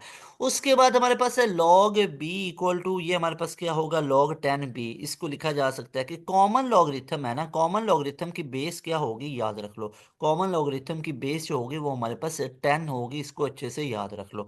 उसके बाद जो नेचुरल लॉगरिथम है उसकी बेस यूलर नंबर होती है जो 2.718 होती है, नॉट 2.1, 2.718 के इक्वल होती है।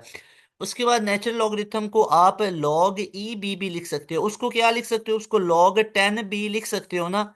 कॉमन लॉगरिथम को लॉग 10b लिख सकते हो, और इसको लॉग ई बी लिख सकते हो, यानी उसकी बेस 10 होती और नेचुरल लॉगरिथम की बेस ई होती है, याद रख लो। उसके बाद हमारे पास नेक्स्ट आ जाता है, एग्जांपल्स कुछ हैं, देख लो। लॉग 2 रेज़ टू पावर 16 है, इसको क्या लिखोगे भाई? इसको मान लो एक्स के इक्वल है, मान लो एक्स के इक्वल है, तो भाईजान आपके पास इसको मैं क्या लिख सकता हूँ? लॉग 2, और इसको मैं लिख सकता हूँ 2 की पावर 4 इक्वल टू एक्स है। तो भाई यहाँ पे थोड़ा सा सोचो, ये 2 की पावर 4 आ गया ना, तो यहाँ पे याद रख लो एक्स को इसकी पावर, एक्स को इसके इक्वल लिख लो तो एक्स इक्वल टू 4 आ जाएगा। इसी तरह यहाँ पे हमारे पास ये लिखा हुआ है लॉग 3 इंटू 27 माइनस लॉग 3 9। इसको कैसे लिख सकते हैं? क्या इसको आप लिख सकते हो लॉग, बेस तो सेम है, 27/9, 27/9 कितना होता है? 3 होता है, तो लॉग 3 इंटू 3, और ये किसके इक्वल आएगा? 1 के इक्वल आएगा। सो राइट ऑप्शन विल बी 1। तो देख लेते हैं 1 निकला, बिल्कुल 1 ही निकला है। So answer will B 1। उसके बाद है लॉग 5 इंटू 1/25। इसको कैसे लिखा जा सकता है? जरा आप इसका सोल्यूशन देखो भाई। इसको आप लोग ऐसे लिख सकते हो, ये तमाम प्यास यूनिवर्सिटी के पास पेपर के एमसीक्यूज लिए गए हैं। प्यास यूनिवर्सिटी के पास पेपर के अंदर ये क्वेश्चन आए हुए थे। जैसे लिखा हुआ है लॉग 5 इंटू 1/25, तो इसको हम कैसे लिख सकते हैं? तो याद रख लो, इसको हम लिख सकते हैं लॉग, लॉग ये हमारे पास लिखा हुआ है ना 5 इंटू 1/25, ऐसे ही लिखा हुआ है ना। इसको क्या आप लिख सकते हो? लॉग 5/5 रेज टू पावर 2, इसको ऊपर भेजो। लॉग 5 5 - 2 है, और इसके इक्वल टू एक्स लिख लो। तो हमारे पास एक्स की वैल्यू क्या आ जाएगी? ये -2 वाली इसकी एक्स की वैल्यू आ जाएगी, तो एक्स इक्वल टू -2 आ जाएगा। सो राइट ऑप्शन विल बी -2। जैसे उसमें किया था हमारे पास, उसमें हमारे पास पावर कितनी बनी थी? उस पहले वाले क्वेश्चन में हमारे पास पावर बनी थी 4, तो एक्स को किसके इक्वल लिख दिया था? 4 के इक्वल लिख दिया था, ठीक है। तो ये शॉर्टकट है, इसको याद रखते जाओ। ये तमाम शॉर्ट ट्रिक आपको पास एजुकेशन सिस्टम के प्लेटफॉर्म पे मिलेंगे। लाजमी तौर पे इन तमाम चीज़ों को नोट डाउन करते जाओ। उसके बाद ये स्टूडेंट्स हम नेक्स्ट मूव करते हैं, तो हमारे पास क्या आ जाता है यहाँ पे देखते जाएं। ये हमारे पास सिंपल से लॉग का क्वेश्चन आ जाता है। Log 2 16 plus 2 log 3 minus log 12 है। इसको हम सिंपल क्या करेंगे? यहाँ पे देख लो, ये दोनों ऐड हो रहे हैं, बेस सेम है तो ऐड करके लिख लेंगे। तो यहाँ पे हमारे पास ये सब्ट्रैक्ट हो रहा है, तो इसको हम कैसे लिख लेंगे? ये एज इट इज सब्ट्रैक्ट करके लिख लिया। तो यहाँ पे देख सकते हो, ये हमारे पास 4 प्लस लॉग 2 9 माइनस लॉग 2 12 बना। यहाँ पे बेस सेम है और माइनस हो रहे हैं, तो इसको हमने डिवाइड करके लिख लिया। तो ये हमारे पास कितना बनेगा? 4 प्लस लॉग 2 इंटू ये बनेगा 3/4, ऐसे ही है। अब यहाँ पे देखोगे तो हमारे पास सिंपल ये क्या बन जाएगा? That will be simply log 2 into 3/4। और यहाँ पे अब एक्सप्रेस है सिंगल लॉगरिथम, सिंगल लॉगरिथम में एक्सप्रेस करेंगे तो log 2 इंटू, अब ये देखोगे ना, तो ये दोनों, ये 4 और ये वाले हमारे पास क्या हो रहे हैं? ये हमारे पास ऐड हो रहे हैं, तो मल्टीप्लाई करके लिखा जा सकता है। तो ये हमारे पास 16.3/4 बनेगा। दैट विल बी 4 4 ज़ा, तो ये हमारे पास 4 3 ज़ा 12 बन जाएगा। तो ये हमारे पास क्या हो गया? log 2 इंटू 12, और log 2 इंटू 12 हमारे पास क्या आंसर होता है? ये हमारे पास होता है 4 के equal. So right option will B 4। तो ये भी आप लोगों ने याद रखना है, ये भी प्यास यूनिवर्सिटी के अंदर पेपर में पूछा गया था। फिर हमारे पास नेक्स्ट चैप्टर आ जाता है ट्रिग्नोमेट्रिक रेशियोज। अब ट्रिग्नोमेट्रिक के अंदर से भी क्वेश्चंस आप लोगों के बेसिक मैथ के अंदर पूछे जाते हैं। अब ट्रिग्नोमेट्रिक वाला पोर्शन भी आप लोगों का बहुत इंपॉर्टेंट है। अगर मैं एडवांस मैथ की भी बात करूं तो यहाँ पे भी बहुत ज़्यादा इंपॉर्टेंट है, लेकिन यहाँ पे बात हो रही है आप लोगों के बेसिक मैथ की। बेसिक मैथ की बात हो रही है, तो याद रख लो, जो आप लोगों का बेसिक मैथ है प्यास यूनिवर्सिटी के अंदर, उसके अंदर ये तमाम टॉपिक्स बहुत इंपॉर्टेंट है। अच्छे तरीके से इनको कवर करते जाओ। सबसे पहले अगर मैं बात करूं तो यहाँ पे हमारे पास डेफिनेशन ऑफ ट्रिग्नोमेट्रिक फंक्शंस, वो मैंने आपको बता दी। हमारे पास क्या होती है ट्रिग्नोमेट्रिक रेशियोज की, कि ये जो हमारे पास होते हैं हाइपोटेन्यूज, ऑपोजिट साइड्स हैं, और इसी तरह करके इनको हम बोलते हैं ट्रिग्नोमेट्रिक रेशियोज। अगर इनको हम डिवाइड करें, जैसे साइन थीटा हमारे पास क्या होगा? Hypotenuse upon perpendicular upon hypotenuse है। साइन थीटा हमारे पास क्या होगा? और perpendicular upon hypotenuse. Sine theta perpendicular upon hypotenuse है, ये याद रखना है। Sine theta equal to perpendicular upon hypotenuse. उसके बाद जो कोसाइन थीटा है, ये हमारे पास बेस अपॉन हाइपोटेन्यूज है। टेंजेंट थीटा हमारे पास ऑपोजिट यानी कि परपेंडिकुलर अपॉन में बेस है, और कोसिकन हमारे पास हाइपोटेन्यूज अपॉन परपेंडिकुलर, सीकन थीटा हमारे पास हाइपोटेन्यूज अपॉन बेस है, और जो कोटेंजेंट थीटा वो हमारे पास बेस अपॉन परपेंडिकुलर है। फंडामेंटल हमारे पास कुछ रिलेशंस हैं साइन, और ये आपको पता ही है हमारे पास 6 ट्रिग्नोमेट्रिक फंक्शन है। बेसिक कौन से? साइन थीटा, कोसाइन थीटा और टेंजेंट थीटा। साइन थीटा किसका रेसिप्रोकल, इसका साइन थीटा का रेसिप्रोकल क्या होता है? That is कोसिकन theta. इसके बाद कॉस थीटा का रेसिप्रोकल होता है सीकन थीटा। टेंजेंट थीटा का रेसिप्रोकल होता है कोटेंजेंट थीटा। तो ये तमाम याद रखना है। टोटल 6 ट्रिग्नोमेट्रिक रेशियोज हैं। Sine theta, cosine theta, tan theta, cotangent theta और सीकन थीटा एंड को सीकन थीटा। पेपर में पूछा जाता है कि साइन थीटा की को रेशो क्या होगी, तो बच्चे सारे पता किस पे टिक लगा देते हैं? को सीकन थीटा पे। तो भाईजान साइन थीटा की को रेशो को सीकन थीटा नहीं है, तो यहां पे याद रख लेंगे साइन थीटा की। यहां से प्यास यूनिवर्सिटी के अंदर पूछा गया, साइन थीटा की जो को रेशो है वो कोसाइन थीटा, को साइन थीटा, और जो टेंजेंट थीटा की को रेशियो है वो को टेंजेंट थीटा, यानी को लगा देना और आगे टेंजेंट थीटा।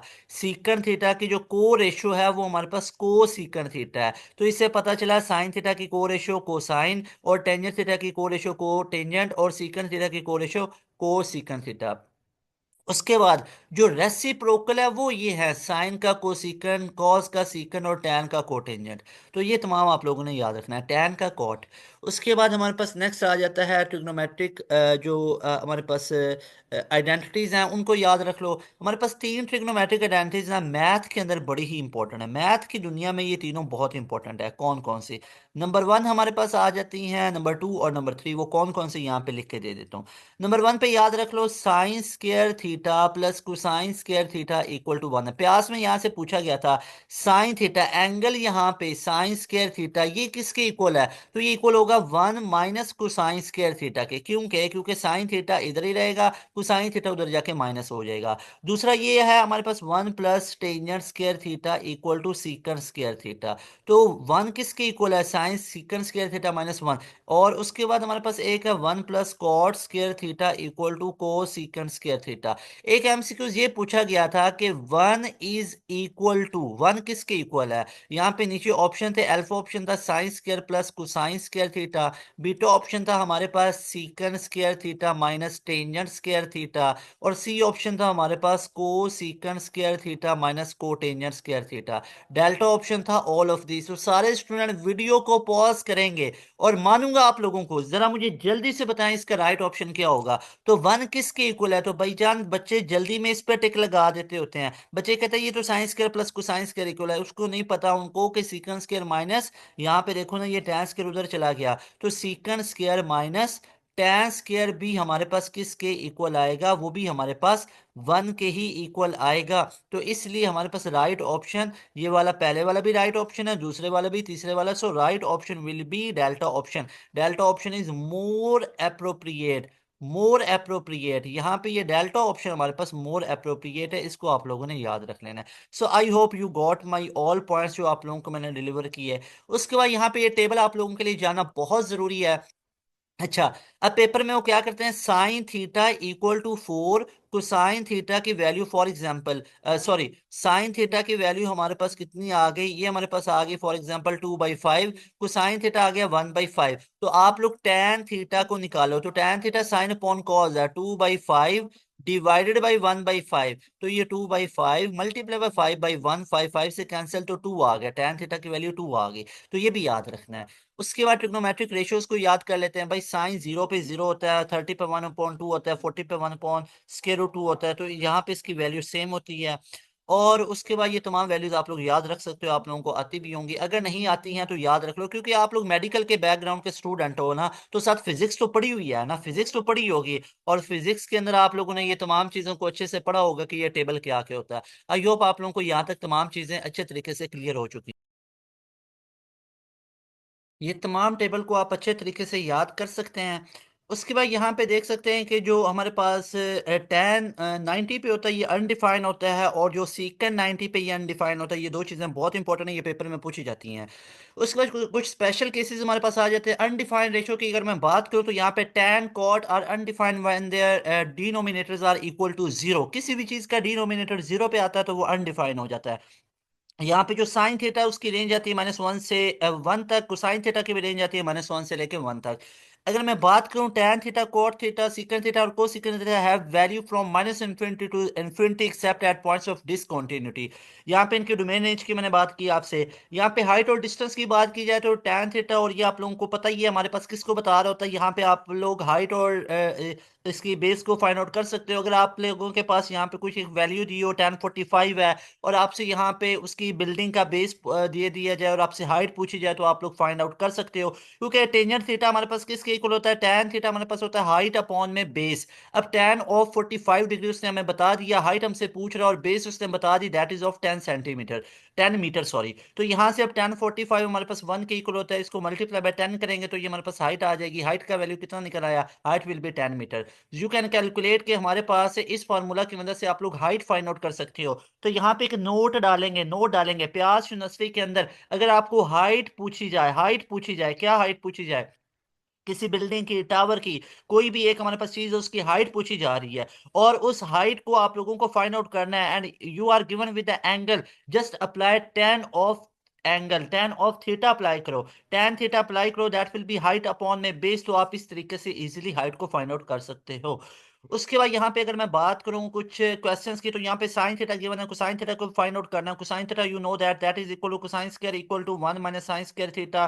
साइन थीटा की जगह पे 3.5 पुट करेंगे, 9.25 स्क्वायर रूट 25। यहाँ पे ये नीचे हमारे पास 16.25, that will B plus minus 4 upon में 5 आ जाएगा।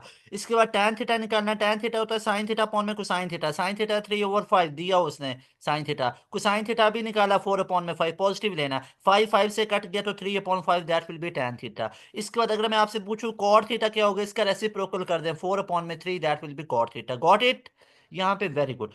उसके बाद यहाँ पे हम नेक्स्ट मूव करते हैं, तो हमारे पास क्वेश्चन आ जाता है secant square minus tan square theta equal to 1 है। तो इसका सोल्यूशन देख सकते हो कि ये कैसे 1 है, आप लोग जानते ही हो दोनों का सब्ट्रैक्शन हमारे पास 1 के इक्वल है।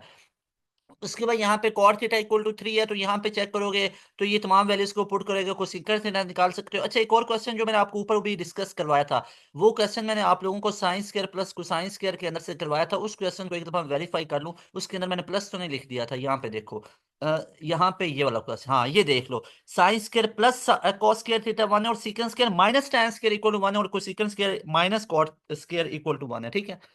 अच्छा जी, उसके बाद हम नेक्स्ट मूव करते हैं। तो नेक्स्ट हमारे पास क्वेश्चन आ जाता है कॉट थीटा की वैल्यू 3 गिवन है, कोसेकेंट थीटा आप लोगों को फाइंड आउट करना है। कॉट थीटा हमारे पास क्या होता है, that is cos theta upon में साइन थीटा। तो यहाँ से कोसेकेंट थीटा आप लोगों को निकालना है। तो कोसेकेंट थीटा आप कैसे निकाल सकते हो, तो very easy, 1 plus cot square theta equal to cosecant square theta है। तो यहाँ से क्या आप लोग कोसेकेंट थीटा नहीं निकाल सकते हो, अल्लाह के बंदो बहुत आसानी से निकाल सकते हो। 1 प्लस कॉट स्क्वायर थीटा का स्क्वायर रूट, तो 1 प्लस ये हमारे पास कितना है, 3 का स्क्वायर 10 स्क्वायर रूट आ जाएगा। 10 स्क्वायर रूट, तो यहाँ पे देखो 10 square root will be the right answer. So next move करते हैं, हमारे पास आ जाता है बेसिक ट्रिग्नोमेट्रिक रेशियोज हैं। ये आप लोगों को मैं पहले बता चुका हूँ कि sine theta cosine theta tan theta को सीकन थीटा और सीकन थीटा और कॉट थीटा किसके इक्वल होते हैं। उसके बाद हम नेक्स्ट मूव करें तो डियर स्टूडेंट्स हमारे पास क्या क्या चीज़ें आ जाती हैं, वो हमारे पास आइडेंटिटीज, ये भी मैं आप लोगों को ऑलरेडी करवा चुका हूँ। यहाँ पे ये टॉपिक बहुत इंपॉर्टेंट आ जाता है। यहाँ पे आप लोगों के प्यास यूनिवर्सिटी के अंदर क्वेश्चंस पूछे जाते हैं कि अगर तो यहाँ पे हमारे पास साइन इंटू 90 माइनस या 90 प्लस थीटा लिखा हुआ है, और एक तरफ साइन इंटू 180 प्लस थीटा लिखा हुआ है, तो याद रख लो मैथ की दुनिया में अगर 90 का ऑड मल्टीपल है, तो साइन किस में चेंज हो जाएगा, साइन को साइन में चेंज हो जाएगा। टैन किस में चेंज हो जाएगा, कॉट में चेंज हो जाएगा। सीकन किस में चेंज हो जाएगा, को सीकन में चेंज हो जाएगा। कोसाइन किस में चेंज हो जाएगा, साइन में चेंज होगा। कॉट किस में चेंज होगा, टैन में चेंज होगा। और जो को सीकंड है किस में चेंज होगा, सीकंड में चेंज होगा। यानी साइन को साइन में और कोसाइन साइन में, टैन कॉट में, कॉट टैन में, सीकंड को सीकंड में और कोसिकंड सीकंड में। कब चेंज होगा, जब 90 का ऑड मल्टीपल हो। सर यहाँ पे तो कोई 90 का मल्टीपल नजर नहीं आ रहा, कुछ नहीं लिखा हुआ, तो 1 तो लिखा होता है ना, तो 1 ऑड होता है। तो यहाँ पे साइन किस में चेंज हो जाएगा, कोसाइन में चेंज होगा, साथ थीटा आ जाएगा। 90 प्लस थीटा सेकंड क्वाड्रेंट है, सेकंड में साइन क्या होता है, सेकंड में साइन पॉजिटिव होता है, इसलिए कोसाइन के साथ पॉजिटिव आएगा। उसके बाद साइन 180 प्लस थीटा, तो 90 को लिख सकते हैं, 180 को लिख सकते हैं 90 मल्टीप्लाई बाय 2, तो साइन का क्या रहेगा, साइन, क्यों, क्योंकि 90 का इवन मल्टीपल है 90 multiply by 2 that's gonna be 180 degrees, ऐसा ही है ना। तो 180 plus theta that will be in third quadrant. Third quadrant में होता है हमारे पास साइन नेगेटिव, सो यहाँ पे आएगा साइन का नेगेटिव, क्योंकि पहले क्वाड्रेंट में होता है ऑल पॉजिटिव, दूसरे में होता है साइन और कोसिकन पॉजिटिव, तीसरे में होता है टैन और कोटेंजेंट पॉजिटिव, चौथे में होता है कॉस और सीकन पॉजिटिव। ऑल डन यहाँ पे। उसके बाद यहाँ पे एक और चीज है, ये ऐसा शरारती क्वेश्चन है जो आप लोगों के नस्ट के एनईटी में भी पूछा गया था और उसके एडवांस के अंदर पूछा गया था। बहरहाल क्या कह सकते हैं। और आपको पता है 4 से 5 क्वेश्चन नस्ट के अंदर ये भी आया था, मतलब चेक करो क्वेश्चन किस किस लेवल के भी आ जाते होते हैं। पूछा हुआ था ऑल ट्रिग्नोमेट्रिक फंक्शंस किस में पॉजिटिव होते हैं, ये आप लोग बचपन से सुनते आ रहे हो, फर्स्ट में पॉजिटिव है। तो भाई अगर नस्ट जैसी यूनिवर्सिटी में ये क्वेश्चन आ सकता है तो आपके अंदर भी, ये प्यास के अंदर भी ये वाला क्वेश्चन आ सकते हैं, आपके टेस्ट के अंदर भी। तो याद रख लो, अगर हमारे पास यहाँ पे साइन माइनस थीटा है तो ये हमारे पास माइनस बाय निकल आएगा। और अगर हमारे पास यहाँ पे आप लोग देखोगे तो हम यहाँ पे आप लोग देख सकते हो कि हमारे पास साइन माइनस थीटा किसके इक्वल आएगा, माइनस के साइन थीटा के इक्वल आएगा। सिर्फ कॉज और सीकन इसको एब्सॉर्ब कर रहे हैं। तो आप लोगों के पास ये पूछा जाए कि ऑल ट्रिग्नोमेट्रिक फंक्शंस किस में ग्रेटर देन जीरो हैं, किस में पॉजिटिव है, तो फर्स्ट क्वाड्रेंट है।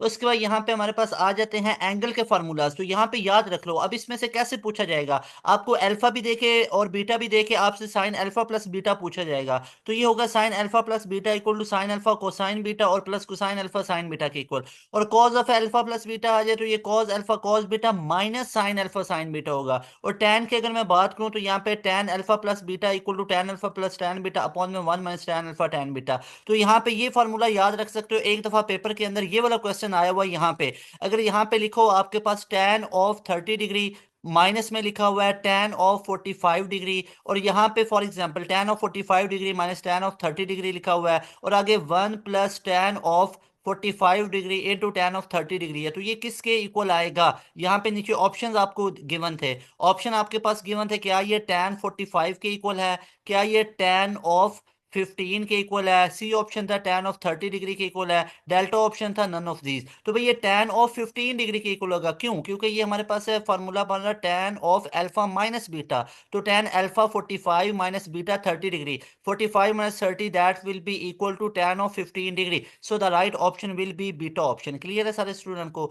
उसके बाद नेक्स्ट मूव करें तो डबल एंगल आइडेंटिटीज है। अब डबल एंगल आइडेंटिटीज ये इतना इंपॉर्टेंट फॉर्मूला है कि यहाँ पे एडवांस मैथ के भी क्वेश्चंस पूछे जाते हैं, बेसिक मैथ के भी। अब यहाँ पे एक ट्रिक आप लोगों ने याद रखना है, अगर तो हो साइन 2 अल्फा तो ये इक्वल होता है 2 साइन अल्फा और कोसाइन में अल्फा, एंगल 2 अल्फा तो आगे अल्फा अल्फा आ रहा है। अगर मान लो ये है 2 थीटा तो क्या होगा 2 साइन थीटा, 2 साइन थीटा और कॉस थीटा। अगर मैं आपको यहाँ पे बताऊं तो ये 2 थीटा और आगे एंगल थीटा थीटा आ रहा है। अगर मैं इसको कर दूं साइन 2 थीटा को मैंने कर दिया साइन थीटा, तो आगे एंगल भी इसका हाफ होगा ना, तो वो हो जाएगा साइन थीटा बाई 2 और कॉस थीटा बाई 2। मतलब बात करने का ये है मेरे भाइयों, अगर यहाँ पे एंगल थीटा है तो इस थीटे का हाफ आगे होना चाहिए। यहाँ पे जैसे 2 थीटा था तो आगे थीटा और थीटा, 2 थीटा डबल है और उसका हाफ थीटा थीटा आगे आ गया। मान लो अगर लिखा हुआ है साइन ऑफ थीटा बाई 2, तो भाई साइन ऑफ थीटा बाई 2 का हाफ क्या होगा, that will B 2 sine theta by 4 cosine theta by 4। तो ये चीजें नहीं भूलनी, इतना इंपॉर्टेंट कॉन्सेप्ट है कि नस्ट जैसी यूनिवर्सिटी के अंदर भी ये क्वेश्चन पूछा गया था। तो लाजमी तौर पे इसको आप लोग नोट डाउन कर सकते हो। उसके बाद यहाँ पे अगर मैं बात करूँ तो यहाँ पे डबल एंगल आइडेंटिटीज आप लोगों को नजर आ रहा है, टैन अल्फा की भी नजर आ गई, टैन टू ये जो हमारे पास टैन टू अल्फा आ रहा है। अच्छा, इन सबसे ज्यादा इंपॉर्टेंट एक चीज साइन वाली और एक कोसाइन वाली है। कॉस टू अल्फा आप लोगों को पता है किसके इक्वल होता है, कॉस टू अल्फा इक्वल होता है इसके 3 फॉर्मूले याद रख लो, cos square alpha minus sine square alpha, और दूसरा याद रख लो ये इक्वल होता है हमारे पास 2 cos स्क्वायर अल्फा माइनस 1, और तीसरा याद रख लो 1 - 2 sin स्क्वायर अल्फा के इक्वल। तो ये तमाम की तमाम चीजों को भूलना नहीं है आप लोगों ने। उसके बाद यहाँ पे अगर मैं बात करूँ तो हमारे पास half angle identities, sign A plus be cause में माइनस आएगा, अगर कॉज ए बाई 2 है तो कॉज में प्लस आ जाएगा, यानी 1 + cos A/2 है। टैन क्या होता है, टैन हमारे पास होता है साइन अपॉन में कॉस, साइन ऊपर आएगा कॉज नीचे, साइन के दरमियान में माइनस आएगी इसलिए 1 - cos A अपॉन में नीचे कॉज होता है इसलिए 1 + cos आ गया। और 1 + cos A आ गया, और ये इक्वल होता है sign A plus 1 + cos A। ये कहीं पे भी नहीं लिखा होता है, इतना कॉमन नहीं है, इसलिए इसको भी याद रख सकते हो। वेरी इंपॉर्टेंट, ही में आस्क इन योर प्यास यूनिवर्सिटी बेसिक मैथ पोर्शन। उसके बाद यहाँ पे हमारे पास आ जाते लेते हैं प्रोडक्ट टू सम के अंदर जाने के फार्मूलाज, और ये एज इट इज आप लोगों के पेपर के अंदर पूछे जाते हैं। इनको अच्छे तरीके से तैयार कर लो, अच्छे तरीके से तैयार कर लो कि प्रोडक्ट टू सम और सम टू प्रोडक्ट जाने के हमारे पास क्या क्या फार्मूलाज आ रहे हैं। तो एज इट इज अब यहाँ से बहुत रेयरली है कि आपका क्वेश्चन के फॉर्मेट पे पेपर में वो कोई चीज पूछे वैल्यूज देके, तो इनको एज इट इज आप लोग अभी याद कर सकते हो। अब एक क्वेश्चन को यहाँ पे डिस्कस करते हैं। सिंप्लीफाई वन में साइंस के ए किसके इक्वल होगा, डेफिनेटली ये कॉस स्क्वायर ए के इक्वल होगा। अब ये भी आप लोगों के प्यास यूनिवर्सिटी के अंदर पूछा गया, इसको लाजमी तौर पे आप लोग नोट डाउन कर सकते हो। डियर स्टूडेंट्स, नेक्स्ट मूव करें तो हमारे पास क्वेश्चन आ जाता है टेन स्क्वायर प्लस वन, ये हमारे पास सीकन स्क्वायर ए के इक्वल आएगा। फिर हमारे पास ये क्वेश्चन है मोस्ट इंपॉर्टेंट है, simplify sine two theta upon में कॉस स्क्वायर थीटा। भाई इसको मैं क्या लिख सकता हूँ, साइन टू थीटा अपॉन में cos square theta. Sine two theta की जगह पे मैंने लिख लिया two sine theta cos theta, और cos square theta as it is मैंने लिख लिया। तो यहाँ पे देखोगे कॉस थीटा इससे कैंसिल हो गए, तो ये बना two into sine theta upon में कॉस थीटा। तो टू एज इट इज आ गया, और sine theta upon cos theta किसके इक्वल होता है, टैन थीटा। तो right answer will be two tan theta, alpha option will be right option. Got it. उसके बाद नेक्स्ट क्वेश्चन की तरफ मूव करें तो यहाँ पे ऐसा नहीं है कि एक क्वेश्चन को मैं बार बार रिपीट करूं आपके सामने, आपके पास ऑप्शन है कि वीडियो रिवाइंड करके दोबारा भी देख सकते हो। उसके बाद हमारे पास आ जाता है अलजेब्रा के रिलेटेड क्वेश्चंस। मैंने आप लोगों को जो मोस्ट इंपॉर्टेंट टॉपिक्स बताए हैं, उन मोस्ट इंपॉर्टेंट टॉपिक्स को मैंने क्या बताया, मैं आप मेरी ये चीज दोबारा सुन लो। भाई आपके प्यास यूनिवर्सिटी के पेपर के अंदर नोट कर लो मेरी बातें, और आप लोग आके यही बताओगे इंशाल्लाह। देखना प्यास यूनिवर्सिटी के अंदर लॉगरिथम के क्वेश्चन भर भर के आएंगे, लॉगरिथम के 5 से 6 क्वेश्चन आएंगे। आप लोगों का अलजबरा का मेजर पोर्शन आएगा, अलजबरा के आप लोगों के 6 से 7 तक क्वेश्चन आएंगे। इसके अलावा आप लोगों के पास यहाँ पे ट्रिग्नोमेट्री के क्वेश्चंस आएंगे। इसके बाद आप लोगों के पास सिंपल मैट्रिसेस वाले सेट एंड फंक्शन वाले क्वेश्चंस आएंगे, लेकिन मैट्रिसेस वाला 1 से 2 क्वेश्चंस आएंगे। इसके अलावा आप लोगों के पास ज्योमेट्री का मेजर पोर्शन होगा, यानी प्यास यूनिवर्सिटी के अंदर सबसे ज्यादा 3 पोर्शन पूछे जाते हैं।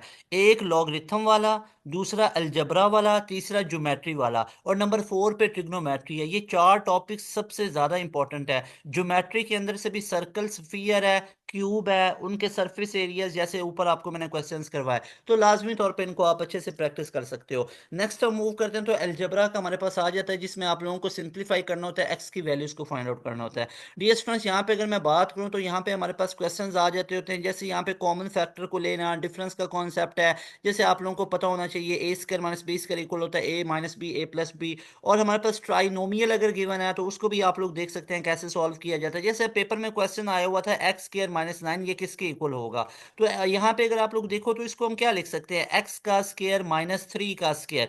तो क्या बन जाएगा, ए प्लस बी और एक दफा ए माइनस बी। तो ये याद रख सकते हो, इस तरह के क्वेश्चन आप लोगों के अलजेब्रा के अंदर से पूछे जाएंगे। उसके बाद यहाँ पे अगर मैं बात करूँ तो हमारे पास और किस तरह के क्वेश्चन पूछे जाते हैं, जैसे हमारे पास ये क्वेश्चन पूछा गया। यहाँ पे याद रखो, इसका कुछ समझ में नहीं आ रहा कि क्या करें, तो आप लोगों ने एक काम करना है, यहाँ पे इसको आप लोगों ने क्या कर लेना है, यहाँ पे सबसे पहले आपने इसको ऊपर फैक्टराइज कर लेना है। जैसे ऊपर क्या लिखा हुआ है, x square minus nine upon में x square minus three x. भाई ऊपर लिखा हुआ है ना, इसको मैं लिख सकता हूँ एक्स का स्क्र माइनस थ्री का स्क्र। नीचे क्या है, एक्स को कॉमन ले लो, एक्स स्क्र माइनस थ्री आ गया हमारे पास, ऐसे ही है ना। तो ऊपर देखो, ऊपर बना है एक्स प्लस थ्री, और नीचे हमारे पास बना है एक्स माइनस थ्री, और नीचे हमारे पास एक्स इंटू, इसको मैं क्या लिख सकता हूँ, इसको मैं लिख सकता हूँ यहाँ पे, ये हमारे पास क्या बचा, एक्स कॉमन लिए तो एक्स माइनस थ्री है ना, तो एक्स माइनस थ्री है, तो एक्स माइनस थ्री से कैंसिल हो गया, ऊपर की दुनिया में एक्स प्लस थ्री, नीचे की दुनिया में एक्स। तो ये हमारे पास राइट आंसर आ जाएगा। उसके बाद हमारे पास आ जाता है वर्किंग विथ फ्रैक्शन, फ्रैक्शन के साथ कैसे डील किया जाता है। अब जैसे पेपर में आपके पास आ जाता है वन अपॉन में एक्स प्लस वन अपॉन में वाई, इसको किसके इक्वल है, तो सिंपल एलसीएम ले लेना आप लोगों ने। तो यहाँ पे ये हमारे पास वाई प्लस एक्स आ गया, तो जिसको लिख सकते हैं एक्स प्लस वाई अपॉन में एक्स वाई। तो फ्रैक्शन ऐसे है। एक ये क्वेश्चन आता है जैसे टू बाई फाइव ग्रेटर होगा या थ्री बाई सेवन ग्रेटर होगा। तो इसका तरीका ये होता है, क्रॉस मल्टीप्लाई करो, थ्री को फाइव से मल्टीप्लाई करो 15, टू को सेवन से करो 14, 14 बड़ा या 15, 15 बड़ा, तो इसलिए 15 वाला कौन सा था, 3/7। So 3/7 will be greater than 2/5। Remember dear students, ये तमाम चीज़ों को नोट डाउन करना है।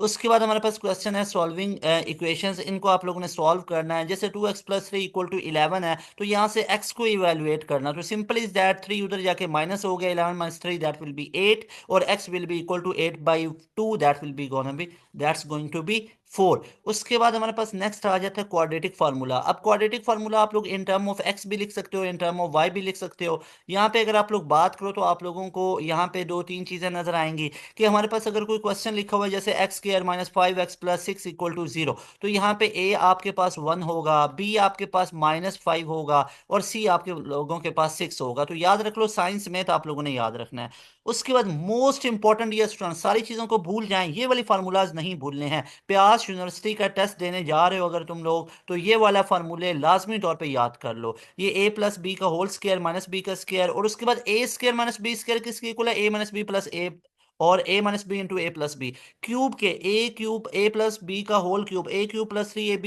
3a square b plus 3ab square plus b cube, जिसको मैं क्या लिख सकता हूँ, जिसको आप लोग ए cube plus b cube plus 3ab into a plus b भी लिख सकते हो, रिमेंबर।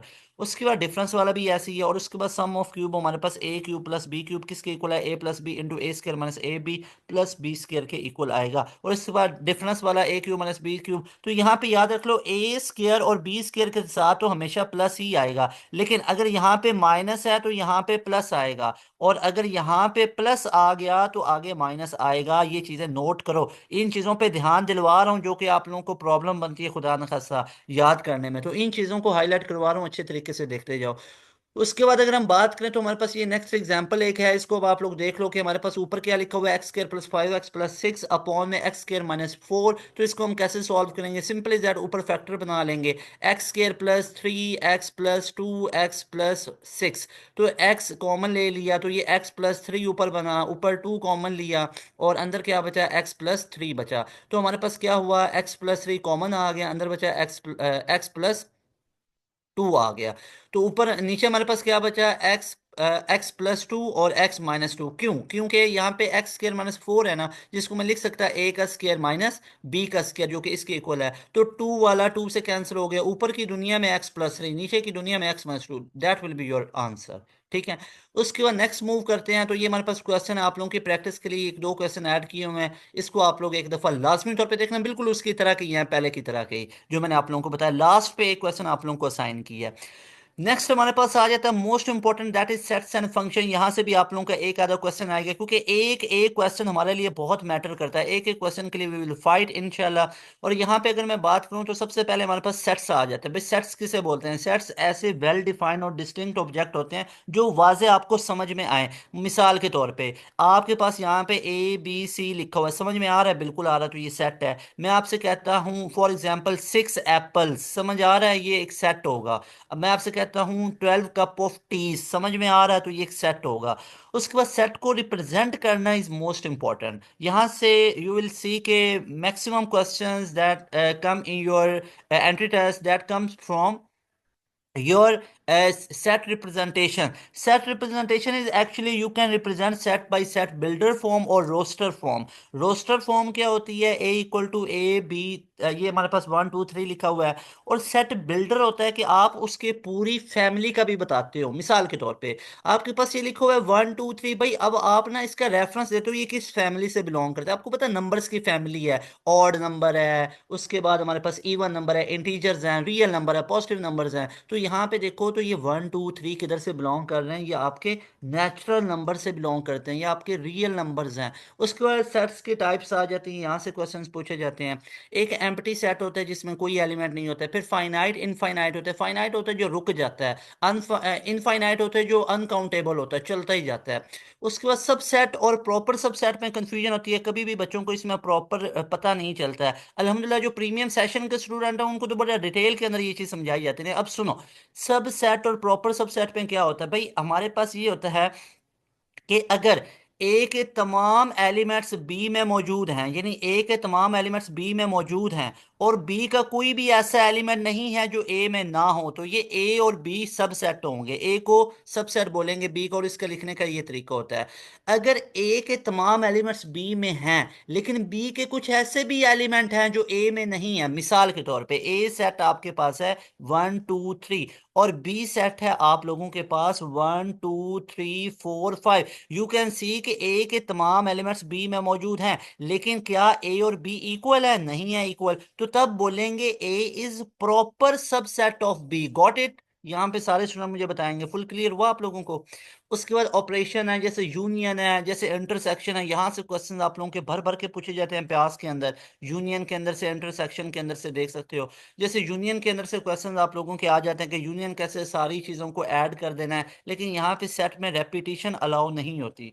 सेट में रेपिटेशन अलाउ नहीं है। इंटरसेक्शन में कॉमन लिखने हैं। डिफरेंस के अंदर क्या लिखेंगे? ए माइनस बी है, तो ए के वो एलिमेंट्स जो बी में नहीं है। कंप्लीमेंट क्या होता है? कंप्लीमेंट हमारे पास होता है, जैसे ए कंप्लीमेंट लिखा हुआ है, इसको लिखेंगे यू माइनस ए। तो ये तमाम चीज़ों को भी याद रख सकते हो। उसके बाद कुछ इंपॉर्टेंट प्रॉपर्टीज ऑफ सेट आ जाती है, जैसे A union B equal to B union A. ये कम्यूटेटिव है भाई। Commutative law with respect to addition होता है, commutative law with respect to multiplication होता है, commutative law with respect to union होता है, commutative law with respect to intersection होता है। ये तमाम चीज़ें आप लोगों को पास एजुकेशन सिस्टम के प्लेटफॉर्म पे मिलेंगी, तो इसलिए इन तमाम चीज़ों को नोट डाउन करते जाओ। A b equal to b a plus b equal to b plus a, तो ये किसको बोलते हैं? ये कम्यूटेटिव लॉ को बोलते हैं। Commutative law with respect to multiplication, with respect to addition, with respect to union, with respect to addition. तो क्या सेट कम्यूटेटिव लॉ को होल्ड करता है? पेपर में पूछा जाए, yes it holds law of commutative या commutative law of addition and multiplication and union and intersection. उसके बाद हमारे पास फंक्शन के रिलेटेड आ जाता है। भाई फंक्शन क्या होता है? फंक्शन बोलते हैं एफ। हमारे पास एक फंक्शन है, ए से बी होगा, यानी जहाँ पे एक सेट दूसरे से करस्पॉन्डेंस शो कर रहा है। यहाँ पे मोस्ट इंपॉर्टेंट हमारे पास आ जाते हैं उसकी types. One two one function क्या हो गया? Every element codomain is mapped by one element. Onto क्या होगा? हर एक दूसरे से ही होगा एटलीस्ट वन। हमारे पास एलिमेंट की करस्पॉन्डेंस वन से होनी चाहिए। बाइजेक्टिव फंक्शन क्या होता है? बाइजेक्टिव वो होता है function that is injective and subjective. ये पेपर में पूछा जाता है। Both which is injective and subjective that will B bijective. उसके बाद हमारे पास तीन चीजें होती हैं। एक होती है डोमेन, एक होती है कोडोमेन, एक होती है रेंज। बाई डोमेन बोलते हैं set of all the inputs x की वैल्यू को, और रेंज बोलते हैं वाई की वैल्यू को। और उसके बाद जितनी पॉसिबल आउटपुट होती है ना, उसको कोडोमेन बोला जाता है। लेकिन पॉसिबल के अंदर से जो एक्चुअल होती है ना, उनको एक्चुअल में रेंज बोला जाता है। कंपोजिट फंक्शन भी यहाँ पे आप लोगों को नजर आ रहा है, यानी f of g of x. इसको लिखने का तरीका क्या? मान लो आपसे पेपर में पूछा जाता है एफ ऑफ एक्स आपके पास फंक्शन है 2x+1, जी ऑफ एक्स आपके पास फंक्शन है x²। मैं आपसे कहता हूँ f of g of x निकालो, यानी एफ फंक्शन के अंदर एक्स की जी की वैल्यू पुट करनी है। तो एफ फंक्शन क्या है? एफ फंक्शन है 2 × x और +1। तो एफ फंक्शन के अंदर ये जी वाला फंक्शन पुट कर दें, तो एक्स की जगह पे क्या पुट कर दिया? x² पुट कर दिया। तो अब ये पूरे का पूरा हमारे पास क्या बन जाता है? ये हमारे पास बन जाता है f of g of x. तो इसको आप लोगों ने याद रखना है। क्लियर है सारे स्टूडेंट को? अच्छा जी, उसके बाद हम नेक्स्ट मूव कर लेते हैं। नेक्स्ट हमारे पास फंक्शन है इनवर्स फाइंड आउट करना। तो ये मोस्ट इंपॉर्टेंट प्रॉपर्टीज आप लोगों के पास ये लिख दिया, ताकि आप लोगों को किसी तरह की कोई प्रॉब्लम ना बने कि हमारे पास f of f inverse x equal to x होता है, और एफ इनवर्स, इसका मतलब ये है कि एफ के अंदर पहले इनवर्स वाले की वैल्यू पुट करो, तो किसके इक्वल आएगा? एक्स के इक्वल। फिर इनवर्स वाले के अंदर एफ ऑफ एक्स फंक्शन की वैल्यू पुट करो, तो ये भी एक्स के इक्वल ही आएगा। तो ये भाईजान ये दो चीजें अच्छे तरीके से तगड़ी याद कर लो, ये पेपर में आपसे पूछी जाती हैं। उसके बाद हमारे पास आ जाता है सेट के अंदर से यूनियन वगैरह फाइंड आउट करना। एफ ऑफ एक्स और जी ऑफ एक्स जो भी आप लोगों को मैंने प्रैक्टिस करवाई है, यहाँ पे आप लोगों से ये कंप्लीमेंट पूछे जा रहे हैं। तो यहाँ पे अगर आप लोगों को ए कंप्लीमेंट इंटरसेक्शन बी कंप्लीमेंट निकालना है, इसका ये मतलब है ए कंप्लीमेंट कैसे निकालेंगे? यू माइनस ए। ठीक है, इसका जो आंसर आएगा उसका इंटरसेक्शन ले लेना यू माइनस बी के साथ। तो यहाँ पे चेक करेंगे तो ये हमारे पास 5 के इक्वल आ रहा है। सिंपल 5, यानी beta option will be right option. उसके बाद ये स्टूडेंट्स हम नेक्स्ट मूव करते हैं, तो हमारे पास नेक्स्ट टॉपिक आ जाता है बेसिक स्टैट्स के बारे में। मीन, मॉड और मीडियन के बारे में। मीन किसे बोलते हैं? एवरेज को बोलते हैं। मेरी एक बात याद रख लो, मीन एवरेज है। एवरेज लिया जाता है टोटल सम अपॉन नंबर, पहला फार्मूला। दूसरा याद रखना, सम निकालना है ना आप लोगों को, सम होगा एवरेज इनटू नंबर। तीसरा फार्मूला नंबर निकालना है ना, तो नंबर होगा हमारे पास सम अपॉन में एवरेज। ये तीन फार्मूलाज नहीं भूलने हैं, यहाँ से क्वेश्चन बहुत दफा आते हैं, मीन के, मॉड के, मीडियन के। उसके बाद यहाँ पे ये चेक कर सकते हो हमारे पास फार्मूला क्या है? ऊपर टोटल सम, ऊपर की दुनिया में टोटल सम, नीचे की दुनिया में टोटल नंबर्स। उसके बाद हमारे पास ये आ जाता है नेक्स्ट क्वेश्चन आ जाता है यहाँ पे मीन मैंने आपको बता दिया, मीन एवरेज को कहते हैं, और एवरेज लिया जाता है total sum upon total number. उसके बाद मीडियन की बात करूँ, मीडियन बोलते हैं मिडिल टर्म को। अब मान लो हमारे पास आप लोगों को मीडियन निकालना है 2 4 6 7 8, तो मीडियन क्या होगा, बिना सोचे समझे हमारे पास 6 होगा। 6 मीडियन है। मान लो 2 4 6 8, इसका मीडियन क्या होगा, इसका 4 और 6 होगा। लेकिन पेपर में आपको क्वेश्चन नजर आ रहे हैं, ऑप्शन नजर आ रहे हैं 5 का, बी ऑप्शन आपको 4 का नजर आ रहा है, सी ऑप्शन 6 का नजर आ रहा है, डेल्टा ऑप्शन आपको नन ऑफ दीज है। तो भाई आप या 4 और 6 को चूज करेंगे, दोनों को चूज करेंगे, टिक लगाएंगे, फिर तो गलत हो जाएगा। तो राइट आंसर इज 5। क्यों? क्योंकि ये हमारे पास 4 और 6 दोनों मीडियन है। तो इसके अब एवरेज ले लो ना, 4 + 6 अपॉन में 2, तो 4 × 6 दैट विल बी 10 ना, 10/2 दैट विल बी 5। तो मीडियन हमारे पास कितना है, 5 है। जब हमारे पास इवन सीक्वेंस आ जाए तो इवन सीक्वेंस में मीडियन दो होते हैं। अगर ऑड सीक्वेंस आ जाए तो ऑड सीक्वेंस में मीडियन 1 होता है। जैसे इवन है और उसमें दो आ जाते हैं, लेकिन ऑप्शन में अगर दो मीडियन ना गिवन हो तो फिर एक मीडियन कैसे निकालेंगे, उनका एवरेज लेके। एवरेज तो एक ही वैल्यू निकलेगी ना। ये तमाम ट्रिक्स को नोट करते जाओ। उसके बाद मोस्ट इंपॉर्टेंट है यहाँ पे हमारे पास कि अगर आप लोगों को मीडियन निकालना, उसका ये फार्मूला हमारे पास ऑड और इवन सीक्वेंस के लिए यहाँ पे। अच्छा, यहाँ पे एक टेबल आप लोगों को मैं दिखाता हूँ जो मोस्ट इंपॉर्टेंट है। पहले मॉड को देख लें। मॉड कहते हैं मोस्ट रिपीटेड टर्म को, जिसकी फ्रीक्वेंसी सबसे ज्यादा होती है। मान लो अगर मैं आपसे कहता हूँ यहाँ पे एक सीक्वेंस है 2 3 4 5 6, तो इसका मॉड कितना होगा, नो मॉड। क्यों नहीं है? क्योंकि कोई टर्म भी इतनी रिपीट नहीं हो रही। अगर मैं आपसे कहता हूँ 2 3 3 4 5 6 6 और 6, इसका मॉड कितना होगा, तो आप बोलोगे दो एक दफा रिपीट हुआ है, तीन दो दफा रिपीट हुआ हुआ है, और जो 6 है वो 3 दफा। सबसे ज्यादा कौन रिपीट हुआ है, 6। तो इसका मॉड कितना होगा, दैट विल बी 6। उसके बाद आपसे अगर पूछा जाए 2 2 3 3 4 5 6 7 7, इसका मॉड बताओ कितना होगा, तो इसका मॉड हमारे पास होगा 2 3 और 7। क्यों? क्योंकि 2 भी दो दफा आया, 3 भी दो दफा आया, 7 भी दो दफा आया। 2 भी दो दफा, 3 भी दो दफा, 7 भी दो दफा, देख सकते हो। 2 भी दो दफा, 3 भी दो दफा और 7 भी दो दफा आया हुआ है। ये इसका मॉड होगा। उसके बाद मोस्ट इंपॉर्टेंट यहाँ पे ये टेबल को देख लें, आप लोगों की तमाम टेंशन खत्म हो जाएंगी। यहाँ पे ये देख लो, हमारे पास कुछ चीज़ें यहाँ पे लिखी हुई हैं, मैं आप लोगों को शो कर देता हूँ कि हमारे पास अरिथमेटिक एवरेज बेसिकली जो हमारे पास होती है, mean data is evenly distributed, simple use all data inputs, median middle value को कहते हैं। यहाँ पे data is skewed has outliers, और इसको डेटा इज कैटेगराइज एंड जो यूनी मॉडल होता है हमारे पास। यहाँ पे तमाम टेबल को भी याद रख सकते हो, जो जो चीज़ें आपके पास वो पूछ सकते हैं। अच्छा जी, उसके बाद यहाँ पे हम बात कर लेते हैं नेक्स्ट टॉपिक की। तो नेक्स्ट हमारे पास टॉपिक आ जाता है विच इज़, वो हमारे पास नेक्स्ट टॉपिक कौन सा आ जाता है। यहाँ पे ये क्वेश्चन कुछ प्रैक्टिस के लिए भी दिए, मैं आप लोग इस वीडियो को पॉज करके इनको भी नोट कर सकते हो। वो हमारे पास आ जाता है रेशियो और प्रोपोर्शन के बारे में। भाई रेशियो और प्रोपोर्शन के बारे में आपसे क्वेश्चन पूछा जाता है। जैसे एक क्वेश्चन आपसे पूछा गया था, in if a class has 5 boys and 10 girls, if the ratio of boys to girls is 5:10, which simplifies to 1:2। तो आप लोग यहाँ पे देख सकते हो कि इसमें हमारे पास वो, अच्छा ये उसने आंसर यहाँ पे हमने डायरेक्ट बता दिया ना। तो पेपर में अगर आ जाए कि 5:10, अगर हमारे पास बॉयज टू गर्ल्स हैं, तो इनमें रेशो क्या होगा, 1:2 का होगा। ये रेशो होता है बेसिकली, ठीक है ना। सिंपलेस्ट उनके दरमियान नंबर्स को शो करता है। अच्छा, अब अगर यहाँ पे आप लोगों के पास फॉर एग्जांपल अगर मैं आपसे कहता हूँ कि हमारे पास बॉयज टू गर्ल्स का रेशो 2:3 है, और मैं आपसे कहता हूँ कि हमारे पास टोटल जो स्ट्रेंथ है वो हमारे पास फॉर एग्जांपल वो हमारे पास 30 की स्ट्रेंथ है, तो मुझे बताओ कि नंबर ऑफ बॉयज कितने होंगे। तो आप लोग क्या करोगे, इसको 2x + 3x कर लोगे जो कि 30 के इक्वल है। तो 5x = 30 आ गया, तो x की वैल्यू 6 आ गई। बॉयज निकालें, बॉयज कितने हैं, 2x हैं, तो 6 × 2 दैट विल बी 12। गर्ल्स हमारे पास टोटल कितनी होंगी, 3 × 6 दैट विल बी 18। तो टोटल हमारे पास सम अब भी कितना बन रहा है, 18 ही बन रहा है, ठीक है ना। तो ये आप लोग निकाल सकते हो, इस तरह के क्वेश्चंस आप लोगों से पूछे जाते हैं। उसके बाद ये स्टूडेंट्स मैं नेक्स्ट मूव करूँ तो यहाँ पे हमारे पास प्रोपोर्शन के रिलेटेड क्वेश्चंस आ जाते हैं। प्रोपोर्शन भी आप लोग देख सकते हो कैसे हमसे ये पेपर में क्वेश्चन पूछे जाते हैं। और यहाँ से हमारे पास वर्क के रिलेटेड क्वेश्चन आ जाते हैं, वो भी मैं आप लोगों को यहाँ पे बताता हूँ। अच्छा, अब रेशियोज हमारे पास डायरेक्ट रेशियो भी आ जाती है, या डायरेक्ट प्रोपोर्शन इनवर्स रेशियो भी आ जाती है। ये आप लोगों को वर्क के अंदर ज़्यादा क्लियर होगा। अब यहाँ पे एक चीज़ मैं आप लोगों को बताना चाहता हूँ कि वर्क प्रॉब्लम के क्वेश्चंस भी आप लोगों के आएंगे। Note my word, work problem के क्वेश्चन आप लोगों के प्यास यूनिवर्सिटी के अंदर पूछे जाएंगे।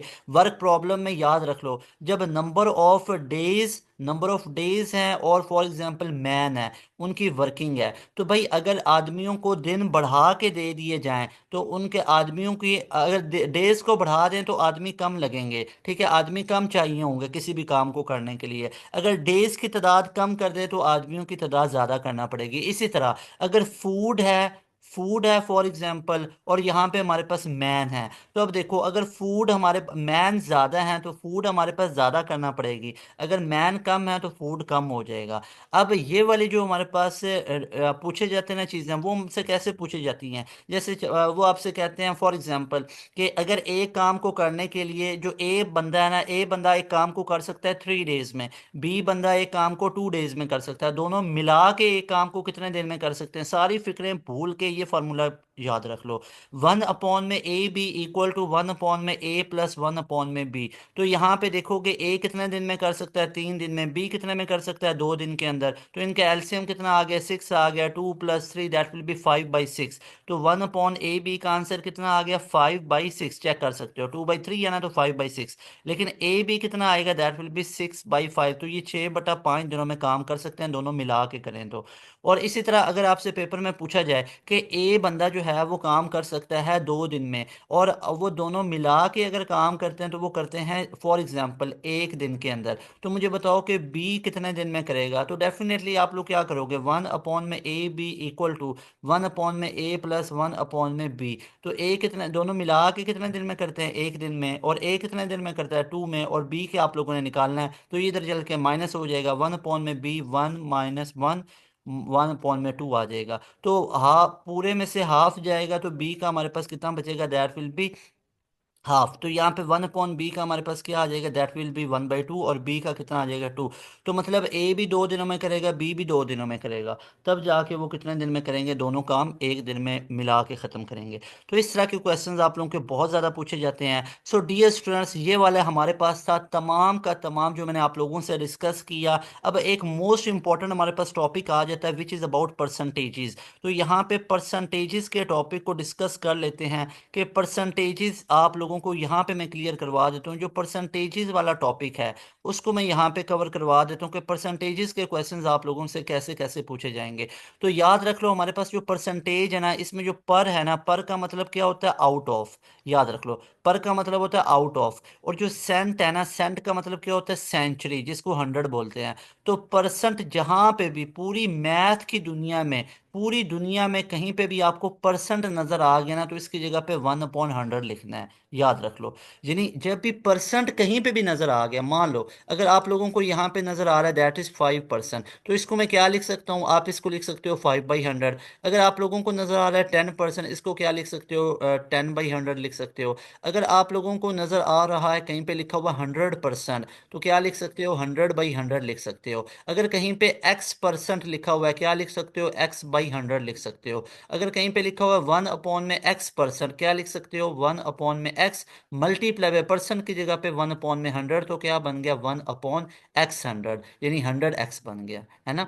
तो ये तमाम चीज़ों को नोट डाउन कर लें। पहले नंबर पे पेपर में आपसे क्वेश्चन पूछा जाता है, व्हाट इज 20% ऑफ 100, तो कैसे निकालेंगे। याद रख लो, इसके लिए कुछ सिनेरियोज मैं आपको बता रहा हूँ, वो याद रख लो। नंबर 1, जहां पे भी आप लोगों को वट नजर आ जाए या विच नजर आ जाए, तो आप लोगों ने इसकी जगह पे प्लेस करना है एक्स को। जहां पे भी इज नजर आ जाए वहां पे इक्वेलिटी, जहां पे ऑफ नजर आ जाए वहां पे मल्टीप्लीकेशन, और जहां पे भी परसेंट नजर आ जाए वो मैंने आपको बताया 1/100 लिखना है। तो यहाँ पे अब क्या लिखा हुआ है, वट इज 20%ऑफ 100, तो इसको कैसे सॉल्व करेंगे, वट की जगह पे एक्स, इसकी जगह पे इक्वल टू, 20 की जगह पे 20%, की जगह पे 1/100, और ऑफ की जगह मल्टीप्लाई, और आगे 100 का 100, ये जो 100 लिखा हुआ था। तो ये 2 0 से कैंसिल हो गए, तो एक्स का आंसर कितना आ गया, 20 आ गया।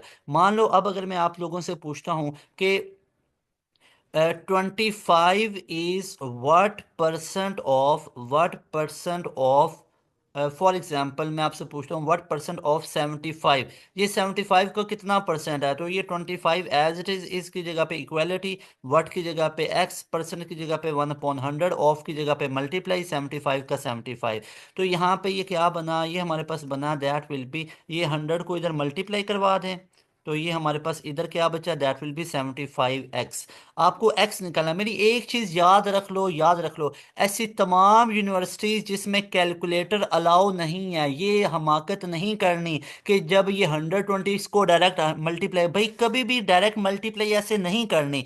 जो चीज चाहिए ना उसको साइड पे करो, बाकी सारी वैल्यूज को एक तरफ करो, आपकी कैलकुलेशन वैसे ही आसान हो जाएगी। एक्स को साइड पे करो तो 100 × 25 / 75 अब आसान हुआ या नहीं हुआ। 25 को 3 से करो तो ये होता है, ऐसे ही तो आंसर कितना आ गया, x इक्वल टू 100/3 आ गया।